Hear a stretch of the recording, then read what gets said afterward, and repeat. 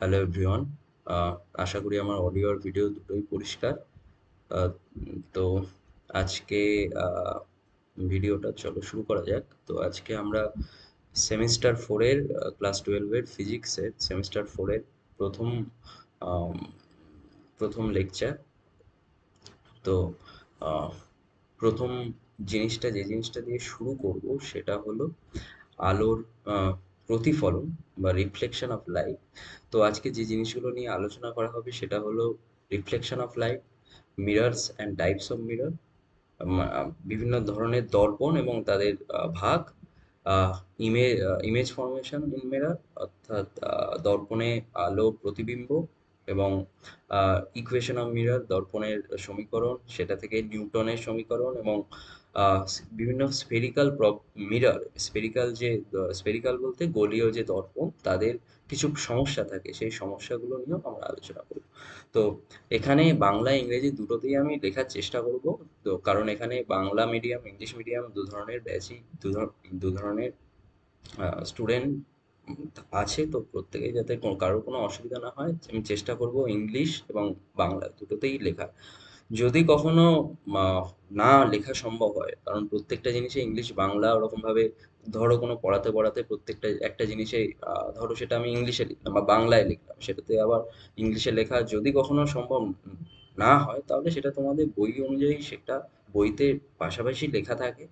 যদি আমি সেটাতে ইংলিশ লিখি এবং কেউ যদি কোনো বাংলা মিডিয়ামের স্টুডেন্ট থাকো তোমরা, তো ইংলিশের টপ কোন বাংলা মিডিয়ামেও ইংলিশটার বা বেঙ্গলি অলরেডি প্রেজেন্ট, তো তোমরা ওটা দেখে বুঝে বুঝে নিতে পারবে। আমি চেষ্টা করব দুটোতেই লেখার, যদি কখনো সম্ভব না হয় তাহলে সেই ক্ষেত্রে আমি বলে রাখছি। তো আহ, চলো শুরু করা যাক। তো আহ, নিয়ে আমরা আরো প্রথম যে টপিকটা নিয়ে আমরা আলোচনা করবো সেটা হলো আলোর প্রতিফলন।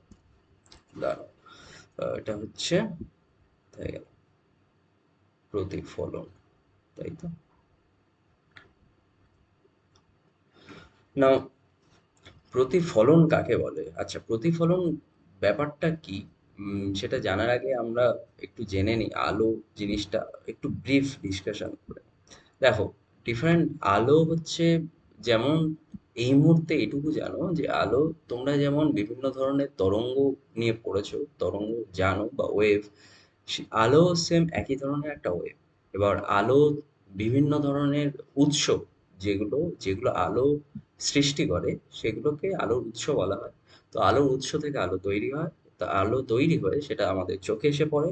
আমাদের চোখ থেকে আলো রেটিনাতে একটা উম, মানে সেই বস্তু বা যেখান দিয়ে উৎস থেকে আলো আসছে তার একটা প্রতিবিম্ব তৈরি করে।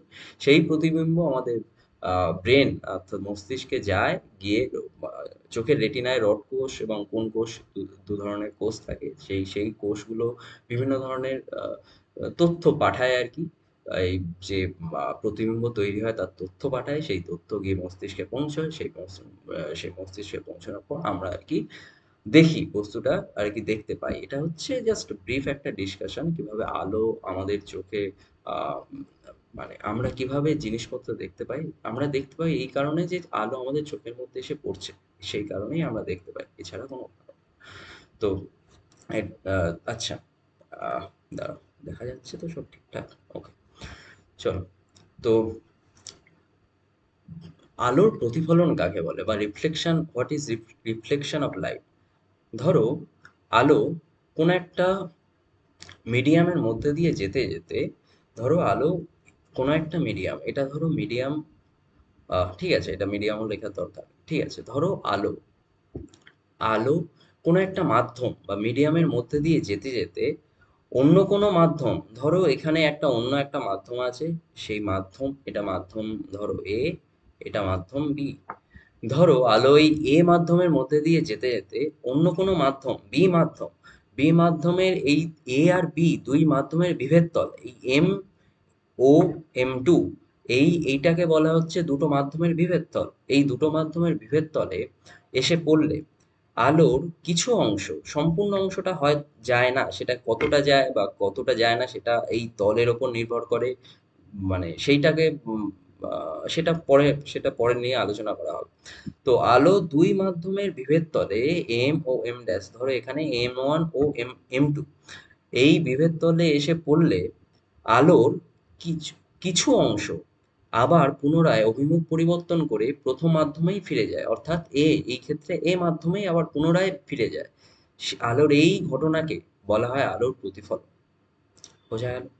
আচ্ছা, রিয়েল লাইফ যদি কিছু আমরা এক্সাম্পল, এটা গেল সংজ্ঞা। আচ্ছা, এবার রিয়েল লাইফ যদি আমি কিছু এক্সাম্পল দিয়ে আমি তোমাদের বলি, যেমন ধরো তোমরা সবাই মানে আয়নাতে নিজের মুখ দেখেছো তো, আয়নাতে কি দেখো? যে জিনিসটা দেখো সেটা নিজের একটা প্রতিবিম্ব দেখো, কিন্তু যে ঘটনার জন্য এই জিনিসটা ঘটে সেটা হচ্ছে আলোর প্রতিফলন। আহ এছাড়াও আহ অনেক ধরনের দৈনন্দিন জীবনে হাজারো রকমের আলোর প্রতিফলন এ মানে উদাহরণ আছে। যেমন ধরো গোধূলি বা উষা। ধরো গোধূলির সময় মানে পশ্চিম আকাশে একটা নীল আভা দেখা যায়। নীল আভা বলছি, বা লালচে আভা বা কমলা রঙের আভা দেখা যায়। তো এই কমলা রংটা কেন সেটা অন্য কারণ। বাট সূর্য ওখানে তখনও নেই। বাট ওই জায়গাটা তখনও আলোকিত। এই জিনিসটা ঘটে আলোর প্রতিফলনের জন্য। কারণ ওই সময় বাতাসে যে আলো মানে বাতাসে যে ধূলিকণা বা জলকণা তার সাথে তাতে আলো প্রতিফলিত হয়। প্রতিফলিত হয়ে সেই আলো আমাদের চোখে এসে পৌঁছয়। সেই জন্য আমরা দেখতে পাই। এবার ওটা কেন লাল আলো দেখছি মানে কমলা, ওই আলোর কালারটা কমলা কেন? কারণ সূর্য থেকে আলো আসছে সাদা কালার, কিন্তু ওখানে যেটা আমরা দেখছি সেটা কমলা কালার। এই কমলা কালারটা কেন হচ্ছে সেটা সেটা অন্য কারণে হয়। কিন্তু ওই আলোটা যেটা আমরা দেখতে পাচ্ছি, সূর্য তখনও মানে তখনও পশ্চিম আকাশ থেকে নিচে নেমে গেছে, দিগন্ত রেখা থেকে নিচে নেমে গেছে, তা সত্ত্বেও আমরা আলো দেখতে পাচ্ছি। এটা কেন হচ্ছে? কারণ হচ্ছে আমরা প্রতিফলন দেখতে পাচ্ছি। প্রতিফলনের কারণে হচ্ছে। আবার একইভাবে উষা, যখন ভোরবেলা সেই একইভাবে যখন পূর্ব আকাশে যখন সূর্য দিগন্ত রেখার থেকে নিচে থাকে, তখনও আমরা ওই পূর্ব আকাশে ঠিক গোধূলি বলছি, কমলা কালারের মানে একটা আভা দেখতে পাই। সেটাও কেন দেখতে পাই? তখন সূর্য উপস্থিত নয়, তাও আলো কেন দেখতে পাচ্ছি? কারণ ওখানে অবস্থিত বাতাসে বিভিন্ন কণা, ধূলিকণা, জলকণা, এছাড়াও বিভিন্ন পার্টিকেল, তাদের থেকে যে রিফ্লেকশন, মানে প্রতিফলিত আলো, সেটা আমাদের চোখে এসে পৌঁছচ্ছে, এবং তাই জন্য আমরা দেখতে পাচ্ছি, আলো দেখতে পাচ্ছি, এবং ওই জায়গাটা আমাদের আলোকিতময় বলে মনে হচ্ছে। তো আলোর এই ঘটনাকে, এই সমস্ত ঘটনা যে কারণে ঘটে সেটা আলোর প্রতিফলন। তো আশা করি এক্সাম্পল এটাও ক্লিয়ার। তো এবার আলোর এই প্রতিফলন, এখানে কয়েকটা জিনিস আমাদের মনে করে রাখতে হবে। দেখো, ধরো, ওয়েট, না, উম, এই তো, হ্যাঁ, ধরো এখানে বেশ কয়েকটা জিনিস আমাদের একটু মনে করে রাখতে হবে। ১ নম্বর, দাঁড়াও, আ ধরো কয়েকটা জিনিস আমাদের একটু মনে রাখতে হবে।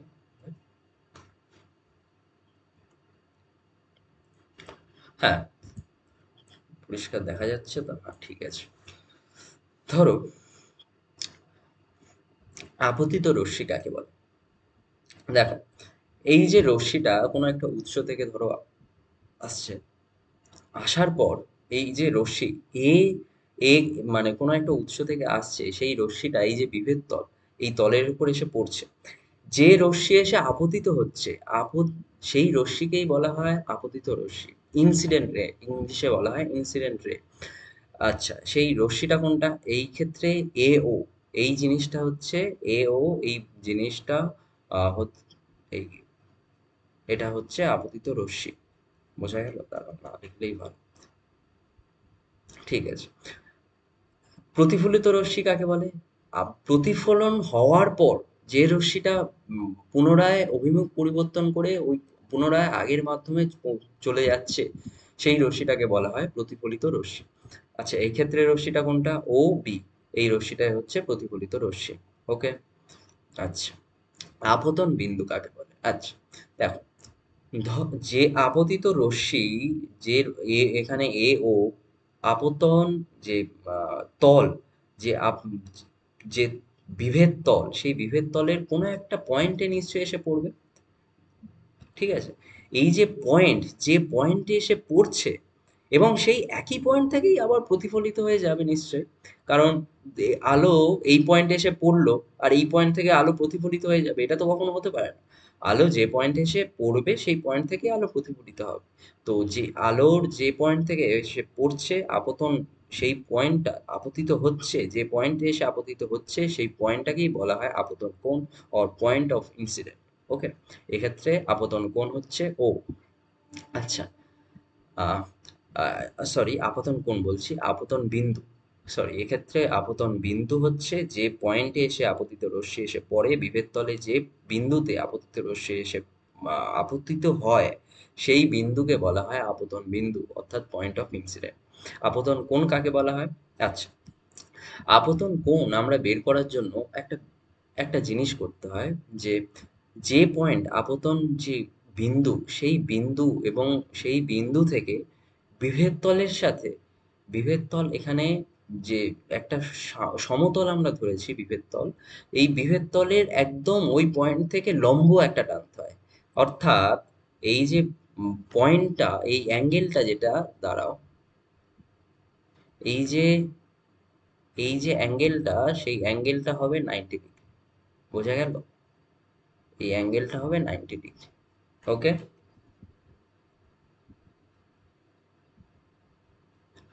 ওকে।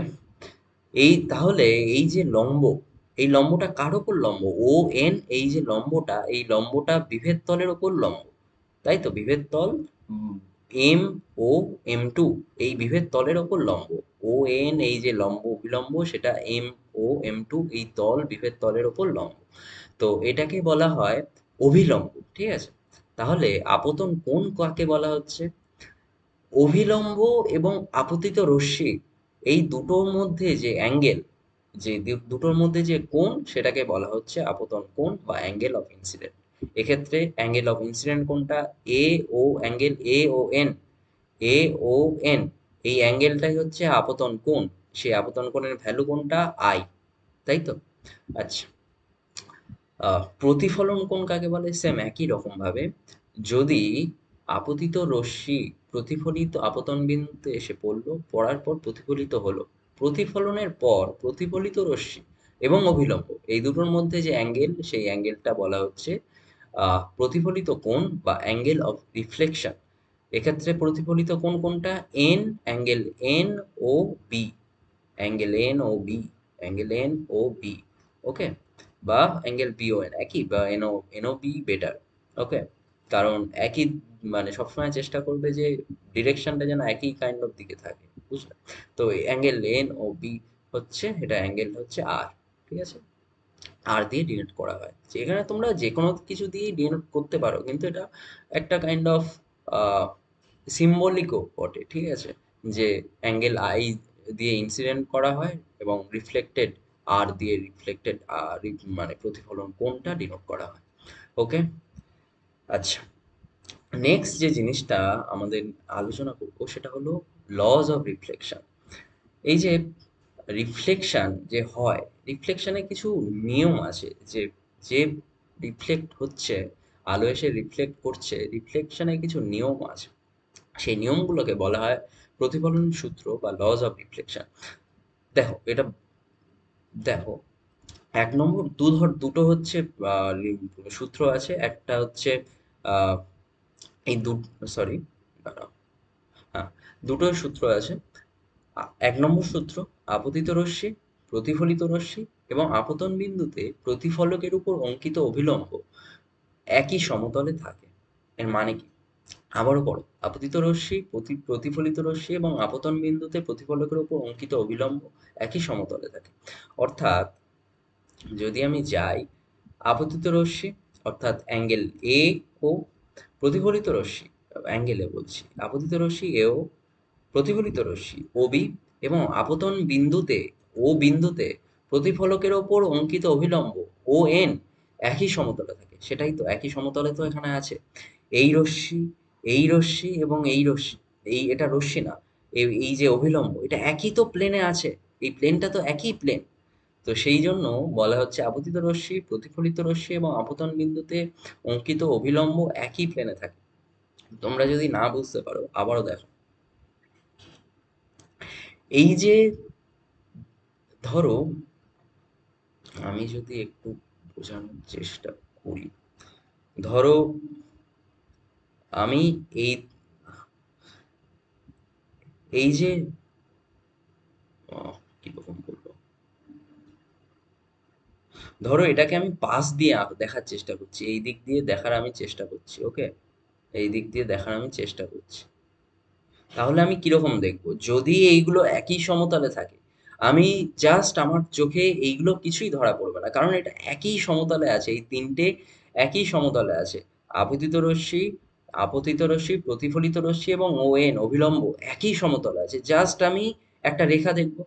আমি যদি এটা পাশ দিয়ে দেখি, তাই জন্য এটা বলা। আর এটা যদি প্রতিফলক হয়, এটা যদি M0M2 হয়, ঠিক আছে, এবং সেটা যদি আমি পাশ দিয়ে জাস্ট ওপরের অংশটা যদি আমি দেখি, এবং এই পয়েন্টটা কি হবে, এই ইন্টারসেকশন পয়েন্টটা ও পয়েন্ট অফ আপতন কোণ, আপতন কোণ বলছি, আপতন বিন্দু, ইনসিডেন্ট পয়েন্ট বা পয়েন্ট অফ ইনসিডেন্ট।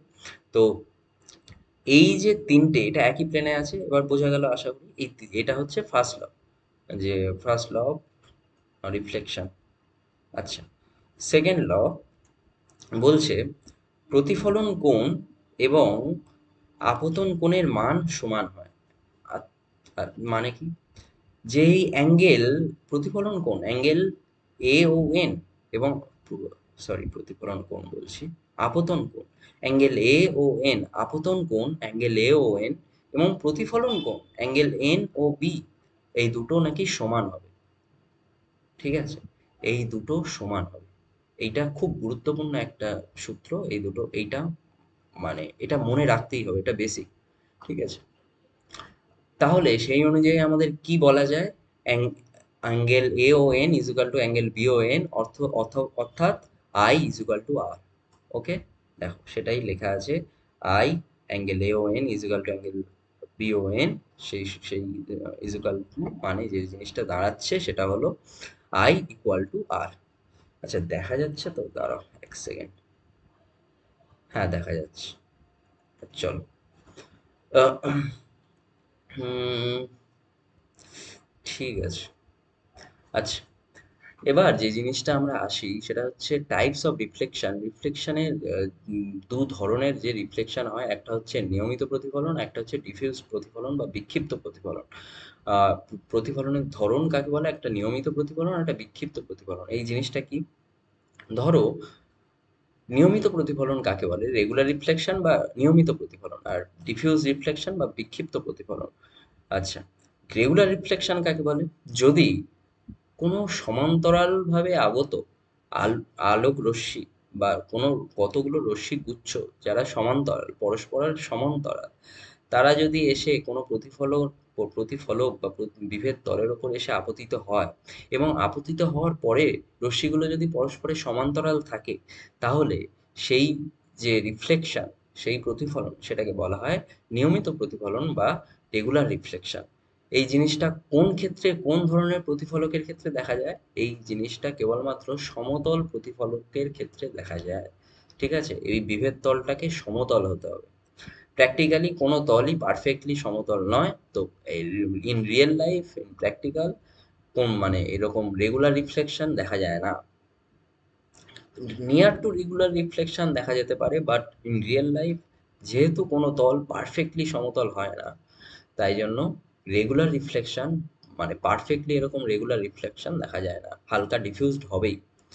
না, এবার স্বাভাবিকভাবে নেক্সট তোমরা বুঝতে পারছো যে ডিফিউজ রিফ্লেকশন কাকে বলা যাবে, যদি পরস্পরের সমান্তরালভাবে আগত রশ্মিগুচ্ছ প্রতিফলনের পর যদি পরস্পরের সমান্তরাল না হয়, তাহলে সেই সেই প্রতিফলনকে ডিফিউজ রিফ্লেকশন বা বিক্ষিপ্ত প্রতিফলন বলা হয়। সেই প্রতিফলনকে ডিফিউজ রিফ্লেকশন বা বিক্ষিপ্ত প্রতিফলন বলা হয়।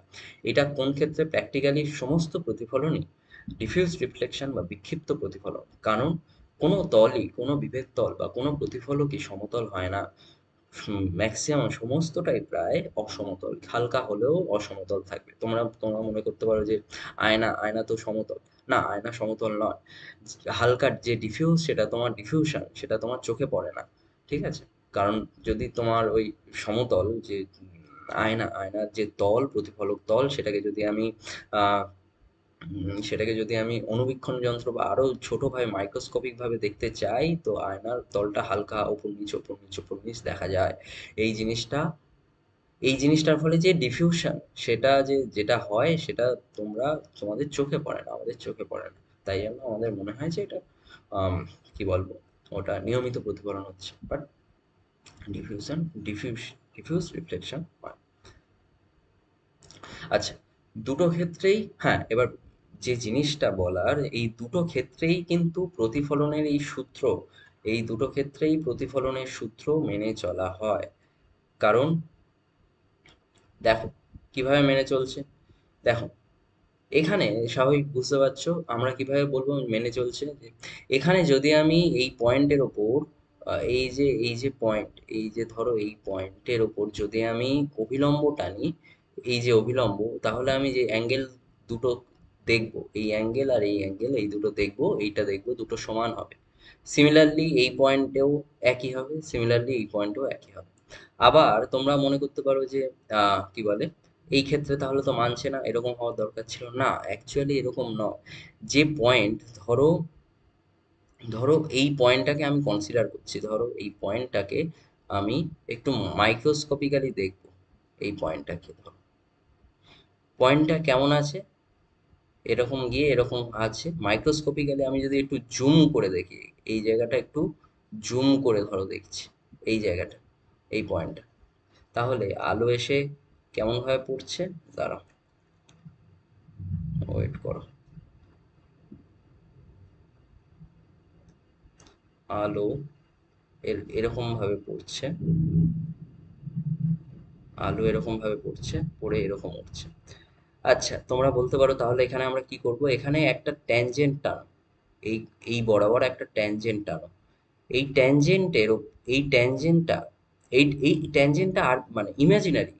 কারণ এই পয়েন্টটা দেখো, এই পয়েন্টটা যে একটা ছোট্ট জাস্ট বিন্দু, এই বিন্দুর ওপর ওই যে তল, ওই তল আমি কোনো তল পাচ্ছি না। তাই জন্য তল পাওয়ার জন্য আমি কি করে বুঝবো, আমি ম্যাক্রো, আমি আমার চোখ তো জাস্ট ওই পয়েন্ট তো আমি দেখতে পাবো না। তাই জন্য একটা স্পর্শক আমি টানছি, ওই স্পর্শকটা টানছি যাতে আমি ওই জিনিসটাকে মানে বোঝাতে পারি অভিলম্ব কার সাথে লম্ব হবে, ওই পয়েন্টটা যে কোন মানে স্ট্রেট লাইনের আন্ডারে রয়েছে, সেটা বোঝার জন্য আমি ওর স্পর্শক টানবো। তো ওই স্পর্শকের ওপর এবার আমি যদি লম্ব টানি, তা লম্ব তো হলোই না। ঠিক আছে, যা হয়েছে। এই যদি লম্ব টানি, তাহলে আমি যে জিনিসটা দেখতে পারবো, এই অ্যাঙ্গেল আর এই অ্যাঙ্গেল দুটো সমান হবে। তো এই ক্ষেত্রেও কি বলে, ওই জিনিসটা মেনে চলে, তারা প্রতিফলনের সূত্র মেনে চলে। ওকে।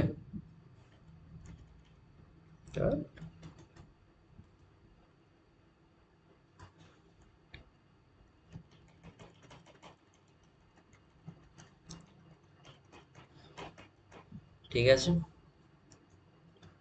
বোঝা গেল। আচ্ছা, নেক্সট।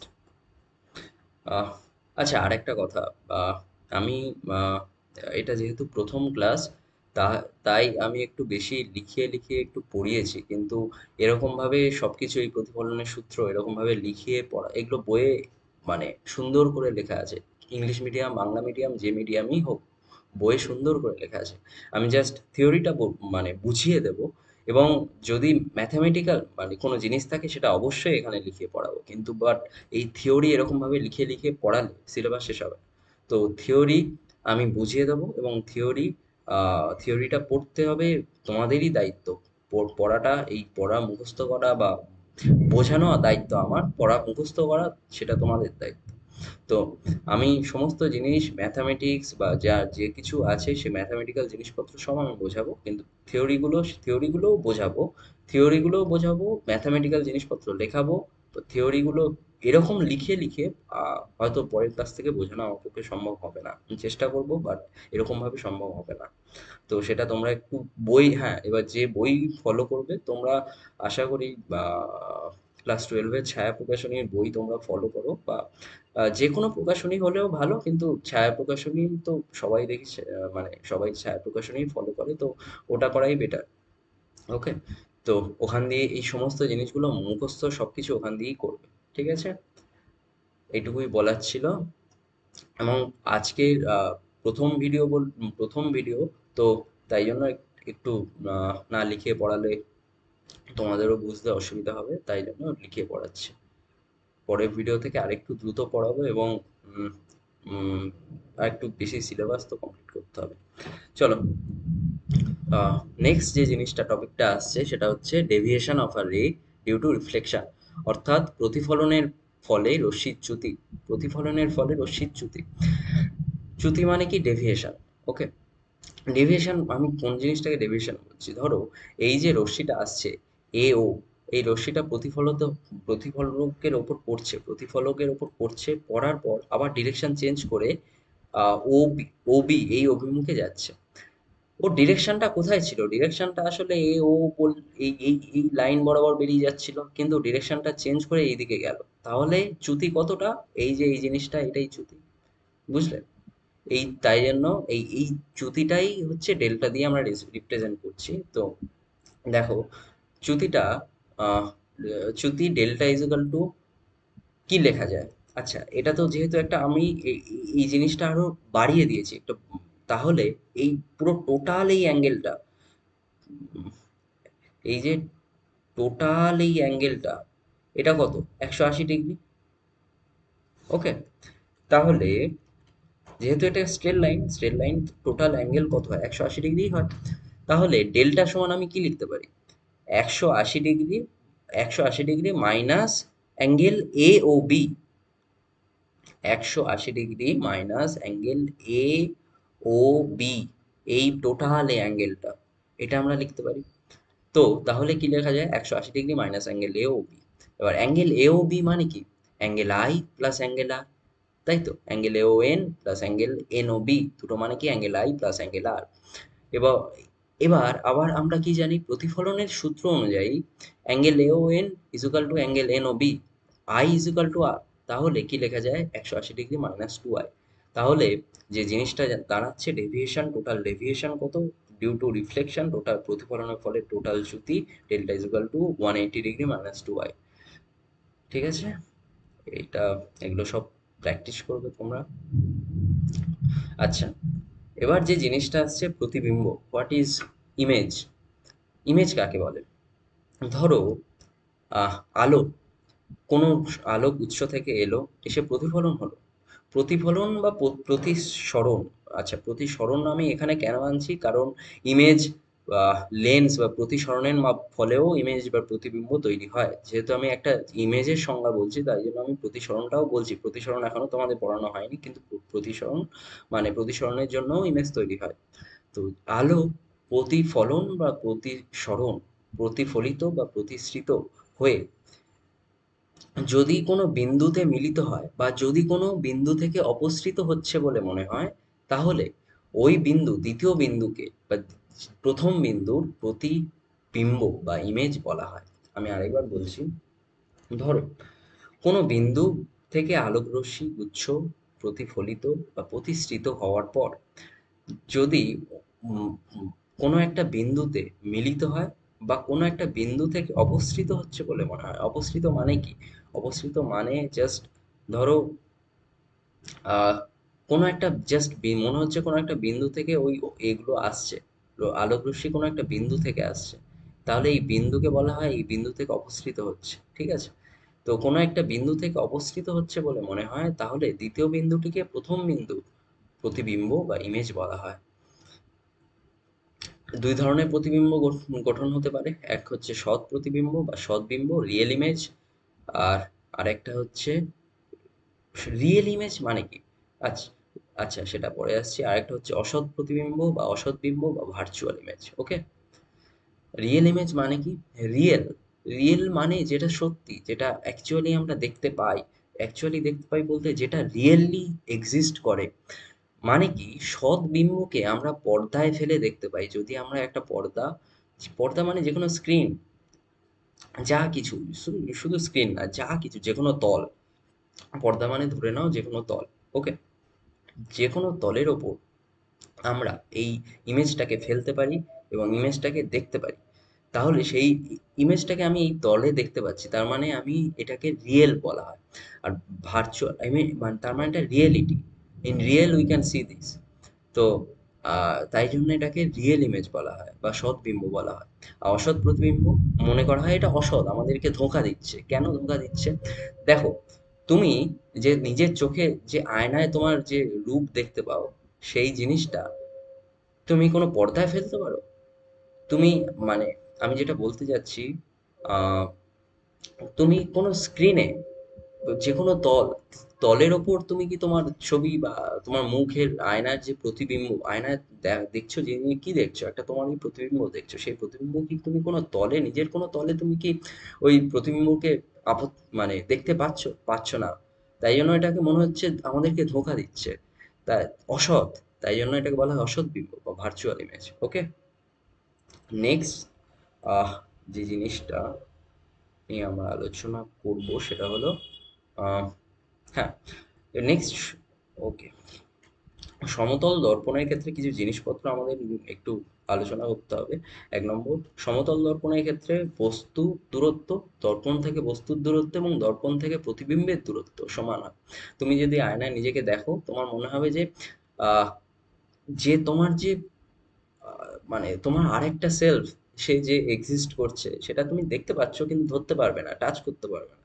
বাট সেই জিনিসটা তোমার কি মনে হয়, তোমার যে তোমার আর আয়না তার থেকেও মনে হয় যে তোমার থেকে কাইন্ড অফ, তোমার আর আয়নার থেকে দ্বিগুণ দূরে অবস্থিত, এরকম কাইন্ড অফ মনে হয়।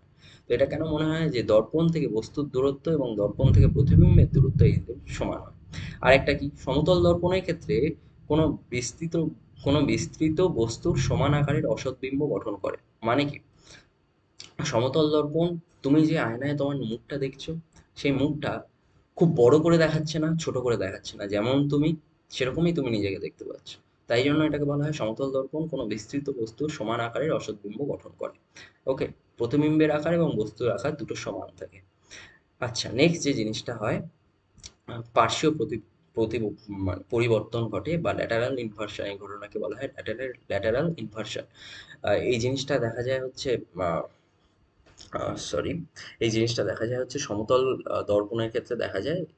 তুমি যদি দর্পণের সামনে নিজেকে দেখো, দেখবে তুমি, তোমার মনে হবে তুমি ডান হাত, যদি নিজের ডান হাতটা আয়নার সামনে ধরো, তোমার মনে হবে প্রতিবিম্ব নিজের বাঁ হাতটা তুলছে।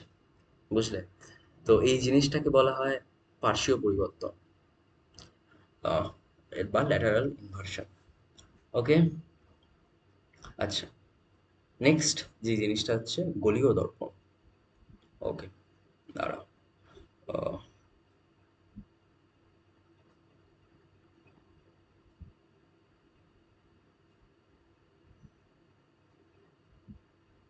ওকে, আচ্ছা, একটা জিনিস বলা হয়নি। আহ, এই একটা পয়েন্ট, এটা না মনে করে রাখলেও চলবে, বাট আমি লিখে দিলাম। ধরো দুটো আয়না, দর্পণ এরকম ভাবে আছে এবং তাদের মধ্যে অ্যাঙ্গেল হচ্ছে থিটা। এবার ধরো এই একটা বস্তু রাখা আছে, এই আহ বস্তুটা কটা প্রতিবিম্ব তৈরি হবে? তুমি বলতে পারো, উম, দেখো, আমি যদি বলি এখান দিয়ে একটা প্রতিবিম্ব এই এই আয়না তৈরি করবে, আবার এই আয়নাও দেখছে একে, এই একটা প্রতিবিম্ব তৈরি করবে।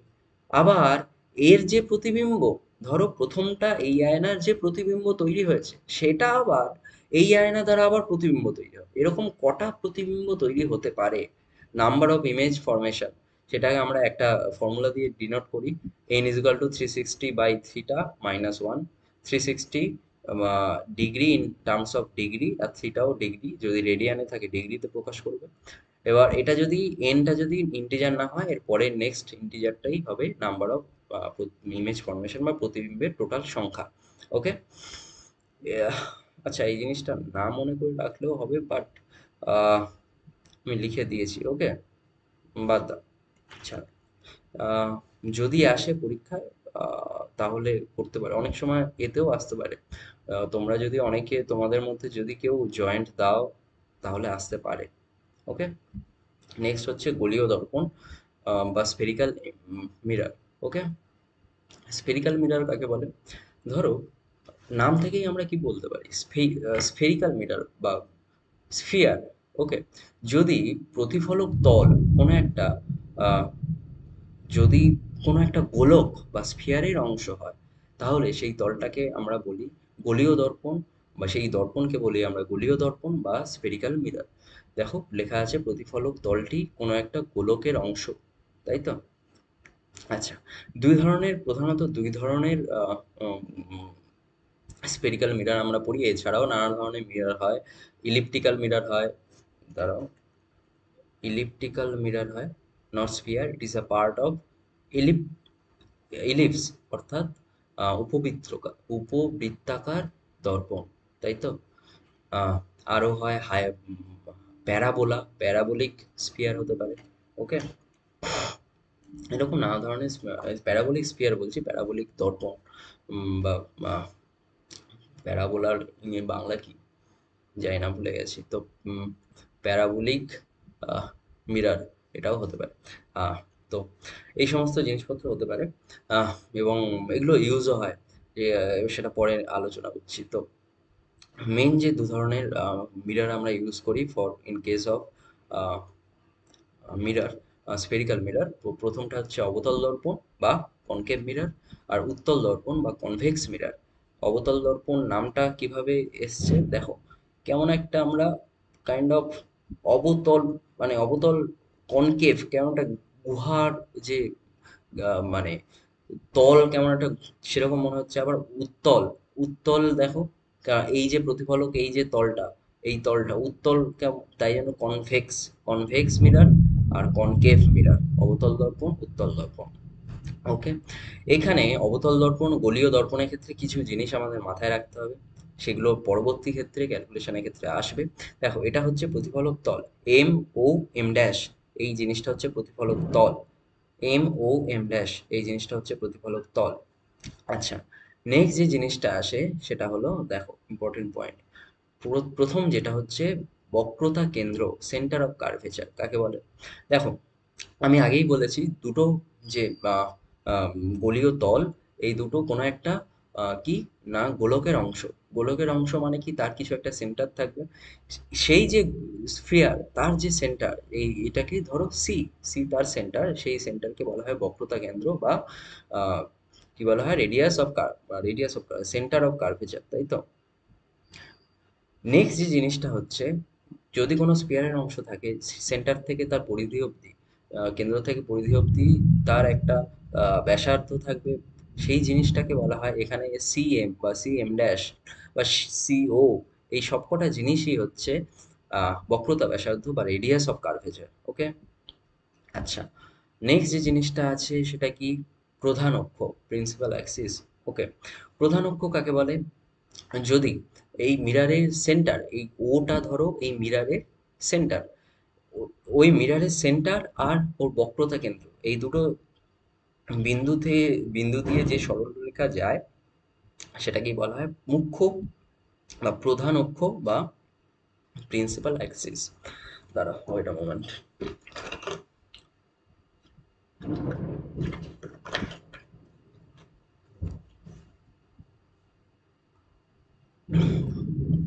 আচ্ছা, নেক্সট যে জিনিসটা হচ্ছে সেটা হলো সেম একইভাবে কনভেক্স মিররের ক্ষেত্রে সি আর O, centre of centre of curvature, আর প্রিন্সিপাল, প্রিন্সিপাল বলছি সেন্টার অফ কি এটাকে কি বলে,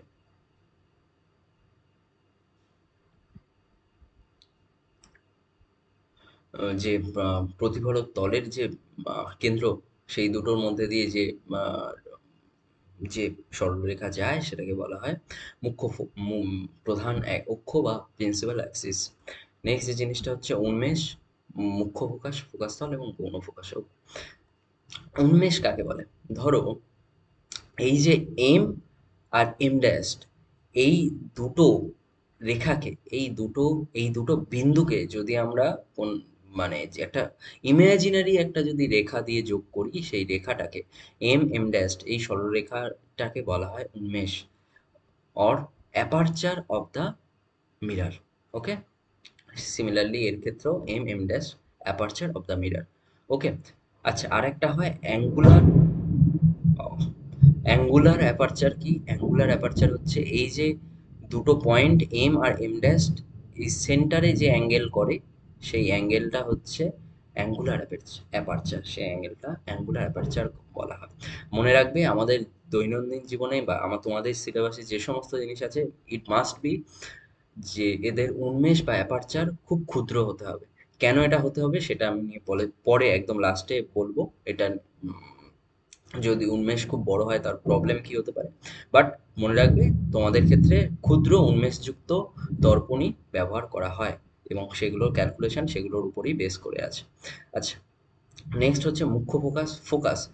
আচ্ছা, মেন যে জিনিসটা এখানে তোমাদের দর্পণের স্ফেরিক্যাল মিররের ক্ষেত্রে যেটা জানতে হবে, একটা ফোকাস বলে একটা পয়েন্ট থাকে। ফোকাস পয়েন্ট কাকে বলে? যদি প্রধান অক্ষের সাথে সমান্তরালভাবে আগত কোনো আলোক রশ্মি, ধরো প্রধান অক্ষের সাথে সমান্তরালভাবে আগত কোনো আলোক রশ্মি আসার পর ও দর্পণে আপতিত হওয়ার পর, যে বিন্দু দিয়ে দর্পণে আপতিত হওয়ার পর যে বিন্দু দিয়ে পাস করে, ঠিক আছে, সেই বিন্দুটাকেই বলা হয়, যে বিন্দু দিয়েই পাস করে মানে যায়, সেই বিন্দুটাকেই বলা হয়, এই বিন্দুটাকেই বলা হয় ফোকাস পয়েন্ট বা মুখ্য ফোকাস বা প্রিন্সিপাল ফোকাস। তাহলে গৌণ ফোকাস কাকে বলে?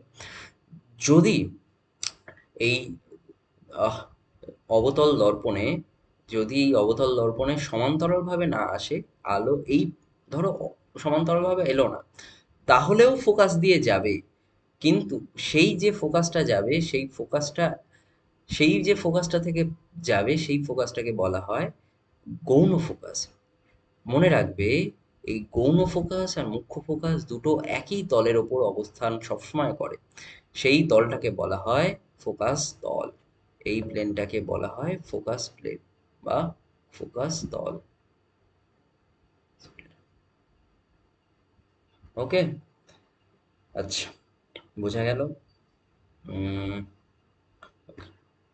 এগুলো উম, উম, বই থেকে আরো ভালো করে দেখে নেবে সব, আশা করি অসুবিধা হবে না।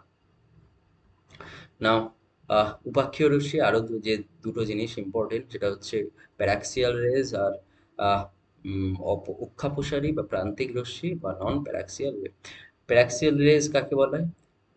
এই যে লাইনটা মাঝখানে যে লাইনটা দেখতে পাচ্ছ, এই যে ধরো এক্স এক্স ড্যাশ, এই যে লাইনটা, এই লাইনটাই তো হচ্ছে প্রধান অক্ষ, ধরো এটাই প্রধান অক্ষ।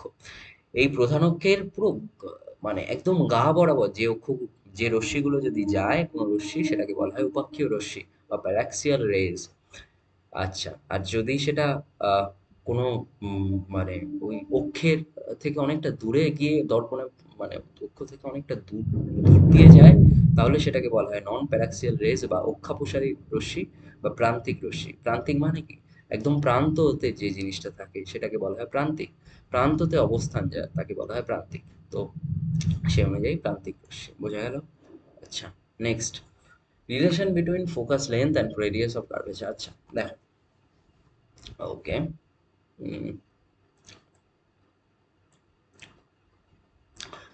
এই জিনিসটা এখান দিয়ে আস্তে আস্তে গুরুত্বপূর্ণ জিনিস শুরু হচ্ছে তোমাদের।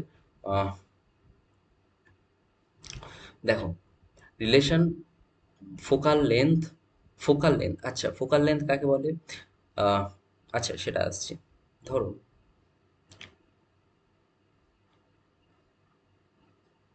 ফোকাস দৈর্ঘ্য, আচ্ছা, ফোকাস দৈর্ঘ্য বা ফোকাল লেন্থ, ফোকাস দৈর্ঘ্য ফোকাল লেন্থ কাকে বলা হয়? যে ধরো মানে এই যে দর্পণ এম ও এম ড্যাশ, এই দর্পণের তল, সেই তলের যে সেন্টার, সেই সেন্টার থেকে ফোকাসের ডিস্টেন্স, সেটাকেই বলা হয় ফোকাস দৈর্ঘ্য, ও এফ। ওকে, আচ্ছা, রেডিয়াস অফ কার্ভেচার কাকে বলা হয়? তুমি তো আহ, জানো অবভিয়াসলি। আচ্ছা, রেডিয়াস অফ কার্ভেচার বলা হয়েছে আগে, ফোকাস দৈর্ঘ্য বলা হয়নি, যেটা বলা হয়েছে, ঠিক আছে। আচ্ছা, এবার যে জিনিসটা এবার নিয়ে এবার যে জিনিসটা বলা হবে, রিলেশনটা কি, আমরা এখানে কিসের রিলেশন বের করতে যাচ্ছি? ফোকাস দৈর্ঘ্য ও এফ এবং রেডিয়াস অফ কার্ভেচার কাকে বলে? আচ্ছা, এখানে বলো তো রেডিয়াস অফ কার্ভেচার কাকে বলে? এইটা যেহেতু সেন্টার, তাহলে রেডিয়াস অফ কার্ভেচার কোনটা হবে? সিও বা ও সি, এইটা রেডিয়াস অফ কার্ভেচার হবে, বা সি কিউ, এইটা রেডিয়াস অফ কার্ভেচার হবে, আর রেডিয়াস প্রত্যেকটা একটা বৃত্তের সমস্ত রেডিয়াস সমান হয়, C Q is equal to C. আচ্ছা, এখানে দেখো, প্রথমে আমরা যে জিনিসটা করি, আমরা একটা জিনিস দেখতে পারি কি, ধরো যে পি পি কিউ আর, এই যে পি হচ্ছে একটা সমান্তরাল রশ্মি অক্ষ বরাবর, সেই রশ্মিটা দর্পণে আপতিত হওয়ার পর ফোকাস পয়েন্টের মধ্যে দিয়ে যাবে। ওকে, ফোকাস পয়েন্টের মধ্যে দিয়ে গেলে সে যেখান দিয়েই যাক, কিন্তু সেখানে তো আহ, এই যে প্রতিফলনের যে সূত্র, সেগুলো তো মানবে।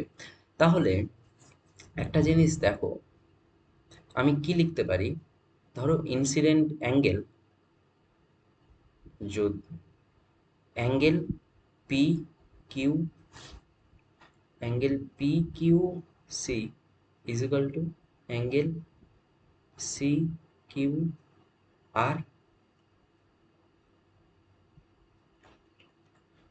কোথা থেকে আসছে প্রতিফলনের সূত্র?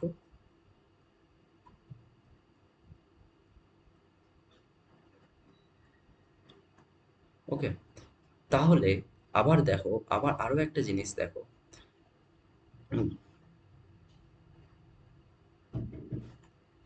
Wait a moment. হ্যাঁ, যাই যাই যাই। আচ্ছা, ধরো, হ্যাঁ কোথায় ছিলাম যেন, হ্যাঁ হ্যাঁ, প্রতিফলনের সূত্র অনুযায়ী এটা পাচ্ছি। আচ্ছা, এবার দেখো, আমরা কি জানি, এই যে পি কিউ, তারাও দেখতে পাচ্ছ কিনা কে জানে, ধরো এই পি কিউ আর সিও, এই দুটো লাইন পরস্পরের সমান্তরাল। তাহলে সমান্তরাল হলে কি লিখতে পারি, এই অ্যাঙ্গেলটা, এই যে অ্যাঙ্গেল পি কিউ সি আর অ্যাঙ্গেল ও সি কিউ, এই দুটো অ্যাঙ্গেল পরস্পরের একান্তর কোণ, তাই তো? তাহলে angle P Q C is equal to angle O C Q, একান্তর কোণ। এটা সবাই জানো তো একান্তর কোণ, সবারই জানা উচিত। দেখো, এটা লিখতে পারি। তাহলে এই দুটো থেকে আমরা কি লিখতে পারি,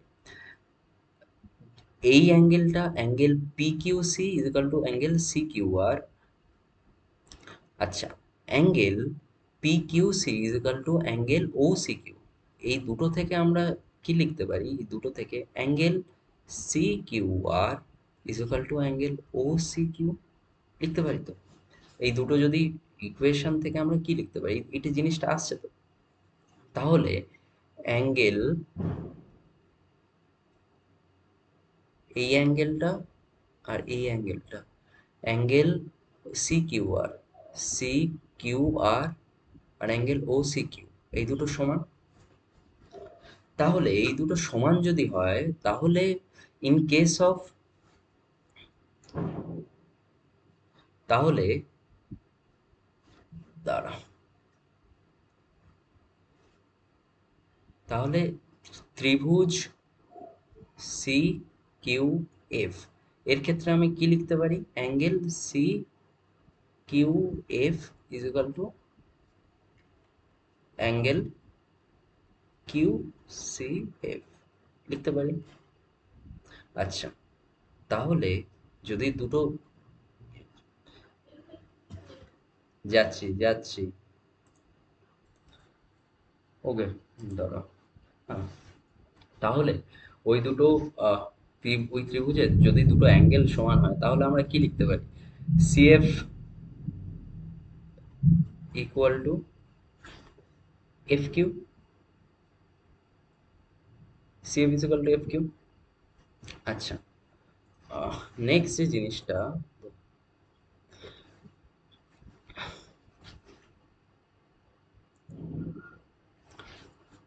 তাহলে প্রিভিয়াসলি আমরা লিখেছি CF equal to F Q. Okay, তাহলে আমরা আরো একটা জিনিস লিখতে পারি, আমরা আগেও ধরেছি যে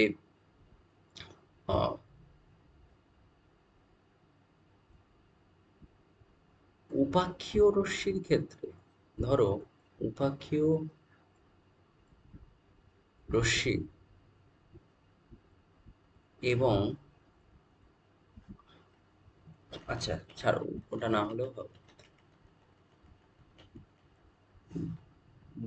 কম উন্মেষযুক্ত দর্পণের ক্ষেত্রে দর্পণ এবং উপাক্ষীয় রশ্মির ক্ষেত্রে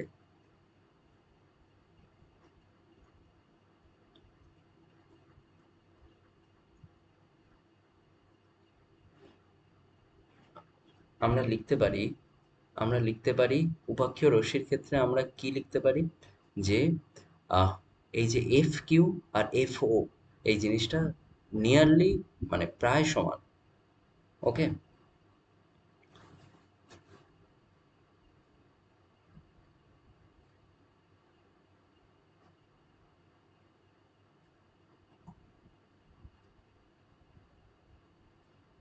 F Q equal to F O.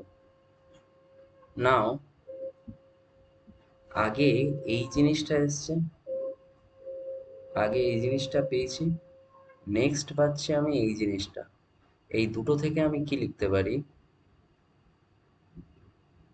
CF is equal to FQ and FQ is equal to A। দাঁড়াও, একটা নাম দিয়ে, এটা ধরো 2 আর আগেরটা ধরো 1। ওকে, তাহলে from equation 1 and 2 we get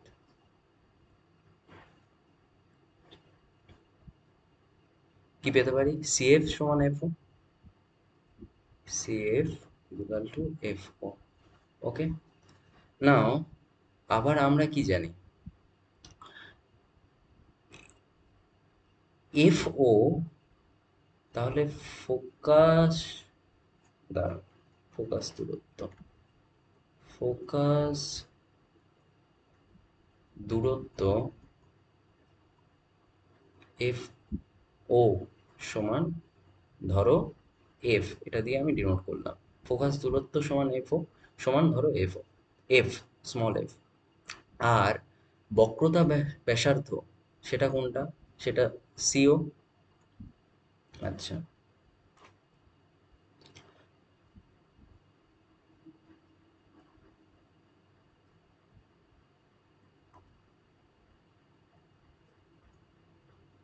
বক্রতা ব্যাসার্ধ,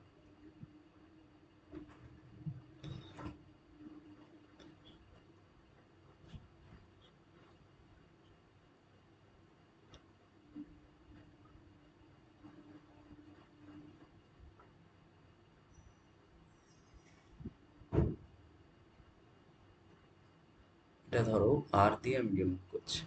তাহলে আমি কি লিখতে পারি? সিও সমান কি? সিও, তারা বক্রতা ব্যাসার্ধ, না, ঠিক আছে, টু সিও সমান, আমি কি লিখতে পারি? সিও সমান সিএফ প্লাস এফও লিখতে পারি, সিএফ প্লাস এফ।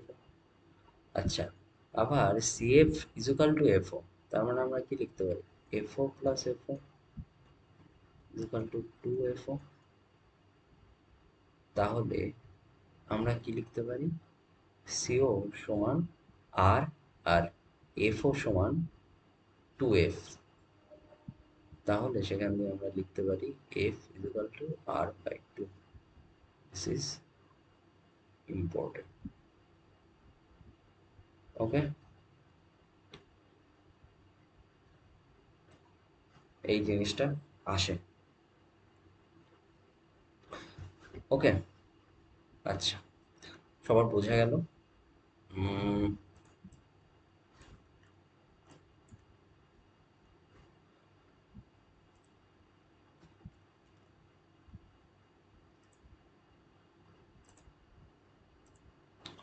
আচ্ছা, তাহলে এটা সবার আশা করি বোঝা গেছে। এবার পরের জিনিস, পরের এগুলোতে আসি। আচ্ছা, অবতল দর্পণ দ্বারা প্রতিবিম্ব গঠন, ডিফারেন্ট টাইপস অফ, বিভিন্ন ধরনের প্রতিবিম্ব গঠন হতে পারে। তো ওকে, ওকে, ওকে, ওকে, চলো।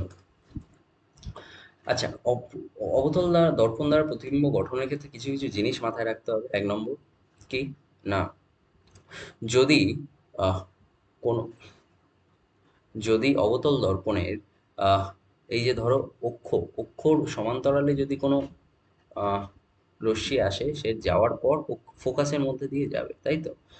আর যদি কোনো সেন্টার সেন্টার অফ কার্ভেচারের মধ্যে দিয়ে যদি কোনো রশ্মি যায়, সে যে পথে যাবে সেই পথেই আবার ফিরে আসবে। বোঝা গেল?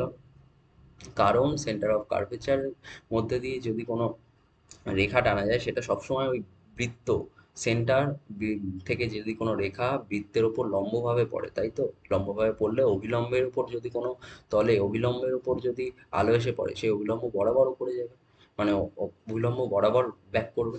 তো তাই জন্য এটা দিয়ে যায়। এই দুটো জিনিস মাথায় রাখলেই হয়ে যাবে। তাহলে কয়েকটা জিনিস একটু, আহ, কয়েকটা ক্ষেত্র, দাঁড়াও, তাহলে কয়েকটা উদাহরণ দেখা যাক। এক নম্বর হচ্ছে, আহ, ধরো বস্তু অসীমে অবস্থিত, বস্তু অসীমে অবস্থিত,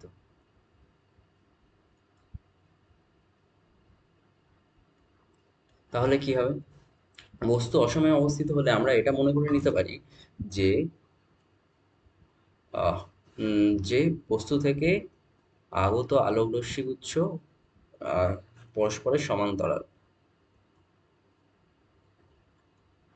গুচ্ছ পরস্পরে সমান্তরাল।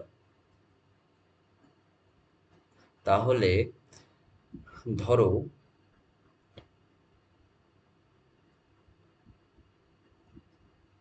এই যদি আলোক রশ্মি আসে, এটা ধরো,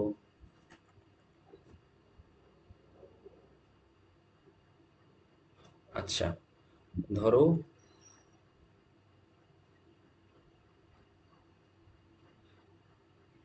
যদি অক্ষের সাথে সমান্তরালে আসে, তাহলে কি হলো রে? হ্যাঁ,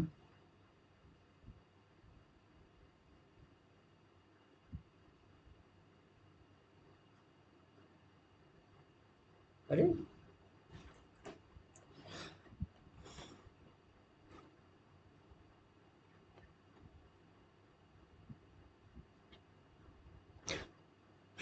তাহলে যাওয়ার পর ফোকাসের মধ্যে দিয়ে যাবে, এবং ফোকাস, ধরো অনেকটা ডিস্টেন্স থেকে আগত আলোক রশ্মিগুচ্ছ, মানে ধরে নেওয়া হয় যে আগত আলোক রশ্মিগুচ্ছ পরস্পরের সমান্তরালে আগত। ওকে, তাহলে পরস্পরের সমান্তরালে আগত আলোক রশ্মিগুচ্ছ যাওয়ার পর ফোকাসে গিয়ে তৈরি হবে। আচ্ছা, ধরো সেই রশ্মিগুলো যদি অক্ষের সাথে সমান্তরালে না আসে, তাহলে কি হবে? মুখ্য ফোকাসে তৈরি হবে না। তাহলে যে প্রতিবিম্ব, সেটা মুখ্য ফোকাসে তৈরি হবে না, বাট গৌণ ফোকাসে তৈরি হবে। কিরকম? ধরো কালারটা নেওয়া যায়,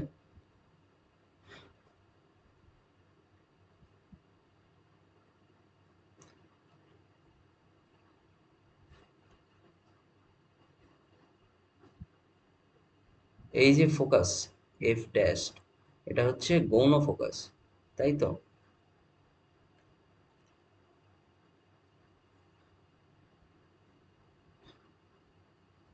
গৌণ ফোকাস,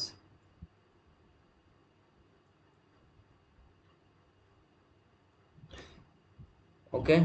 আলোক রশ্মি এরকম যাচ্ছে, গিয়ে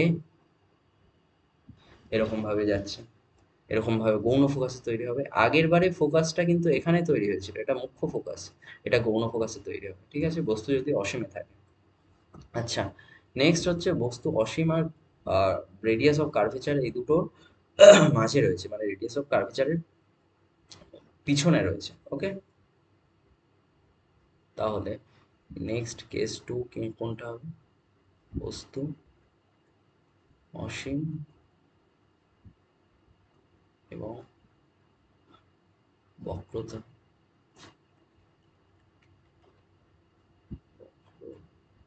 কেন্দ্রের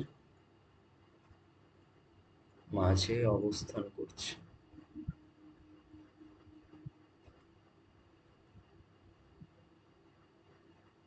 আচ্ছা, একটা একটা জিনিস, আগের বারে একটা জিনিস আমি তোমাদের বলি।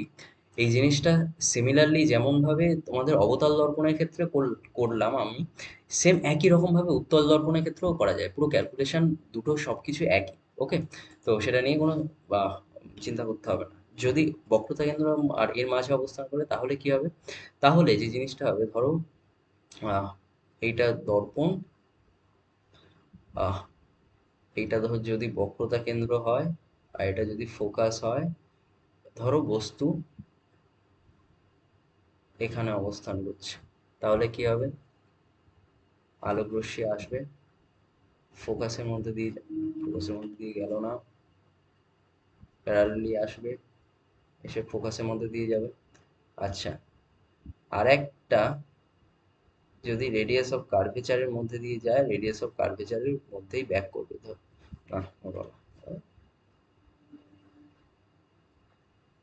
ওকে, রেডিয়াস অফ কার্ভেচারের মধ্যে দিয়ে গেলে রেডিয়াস অফ কার্ভেচারের মধ্যে দিয়ে ব্যাক করবে, বক্রতা কেন্দ্রের মধ্যে দিয়ে গেলে বক্রতা কেন্দ্রের মধ্যে দিয়েই যাবে। তাহলে যে যে প্রতিবিম্ব গঠন হবে সেই প্রতিবিম্বটা রেডিয়াস অফ বা বক্রতা কেন্দ্র এবং ফোকাস এই দুটোর মাঝে প্রতিবিম্ব গঠন হবে। এটা যদি পি কিউ যদি একটা প্রতিবিম্ব থাকে, স্মল পি স্মল কিউ, এটা হচ্ছে ওর প্রতিবিম্ব তৈরি হবে। ওকে, এবং এই প্রতিবিম্বটা কিরকম? সৎ প্রতিবিম্ব। এই যে এই জিনিসটাকে তুমি পর্দায় ফেলতে পারো। ঠিক আছে? অন্য দর্পণের ক্ষেত্রে যদি এই দর্পণের এই দিকে প্রতিবিম্ব তৈরি হয় তাহলে সেটাকে তুমি তো পর্দায় ফেলতে পারবে না। তাহলে এই এই প্রতিবিম্বগুলোকে বলা হয় অসৎ প্রতিবিম্ব। ঠিক আছে? যেটা তুমি পর্দায় ফেলতে পারবে না। এই প্রতিবিম্বকে তুমি পর্দায়, যদি এখানে তুমি একটা পর্দা রাখো, দেখবি পর্দার ওপর ওই বস্তুর একটা প্রতিবিম্ব তৈরি হয়েছে। তাই জন্য এটাকে বলা হয় সৎ প্রতিবিম্ব। আর এই প্রতিবিম্ব এইটার সাথে অবশিষ্ট, এটা যদি এটা এই মানে যেরকম আছে তার সাথে ঠিক উল্টে গেছে বলে মনে হচ্ছে, তাই জন্য বলা হয় এটা অবশিষ্ট। ঠিক আছে? অবশিষ্ট সৎ প্রতিবিম্ব, এবং কোথায় তৈরি হচ্ছে? বক্রতা কেন্দ্র এবং ফোকাসের মাঝে অবস্থান করছে হচ্ছে, কি বলে, বক্রতা কেন্দ্র আর ফোকাসের মাঝে, ফোকাস মাঝে আহ অসৎ সদ্বিম্ব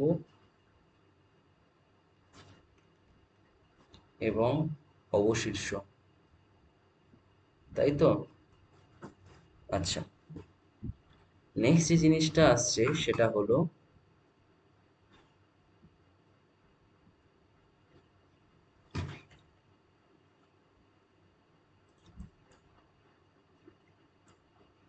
যে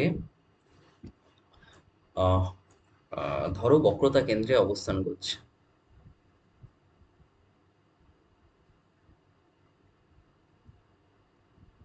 বক্রতা কেন্দ্রে অবস্থান করছে,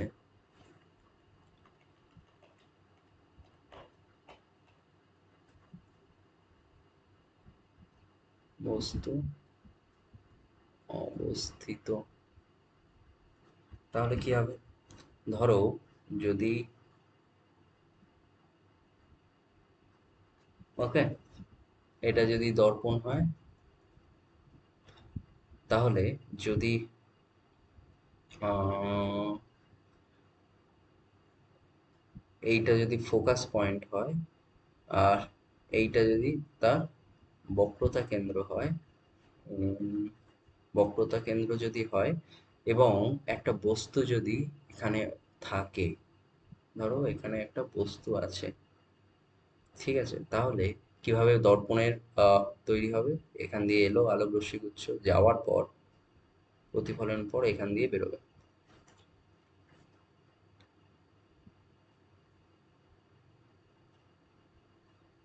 ওকে, আচ্ছা। আর একটা জিনিস ধরো, এখানে গেল, যদি আহ, অবতল দর্পণের কেন্দ্রে কেন্দ্রে এসে যদি কোনো রশ্মি যায়, সেটা কোথায় গিয়ে পৌঁছবে? সেটা সেম একই রকম, তার নর্মাল হচ্ছে এই অ্যাক্সিসটা প্রধান অক্ষ। তাহলে সেই প্রতিফলনের সূত্র মেনেই সে যাবে। ঠিক এলো না তো? এই যে,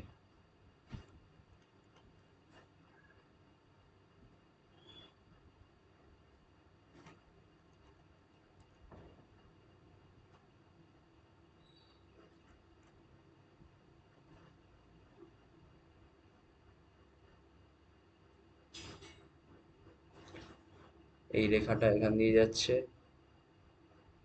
এই ব্যাক করছে, এই ব্যাক করছে। তাহলে যে ধর যে যে প্রতিবিম্ব তৈরি হচ্ছে সেটা কিরকম? এখানে বা একই বিন্দুতে, তাহলে একই বিন্দুতে হচ্ছে প্রতিবিম্ব অবস্থান করছে, রেডিয়াস অফ কার্ভেচারেই প্রতিবিম্ব অবস্থান করছে। প্রতিবিম্ব বক্রতা কেন্দ্রে অবস্থান করছে।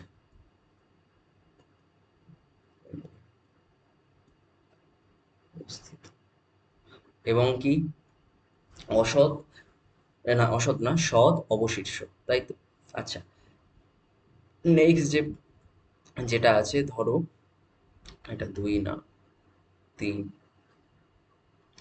আচ্ছা, ধরো ফোকাসের মধ্যে অবস্থান করছে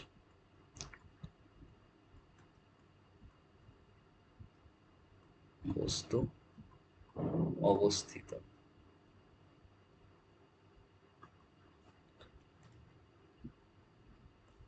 ওকে, তাহলে সেক্ষেত্রে কিভাবে হবে? ফোকাসের মধ্যে যদি বস্তু অবস্থিত হয়, তাহলে আহ ধরো,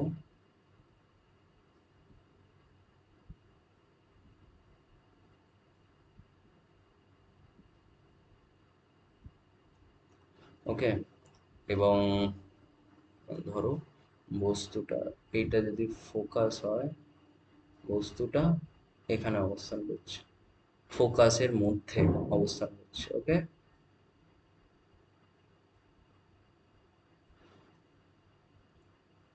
আহ এবার তাহলে যদি আমি রশ্মিটা দেখি,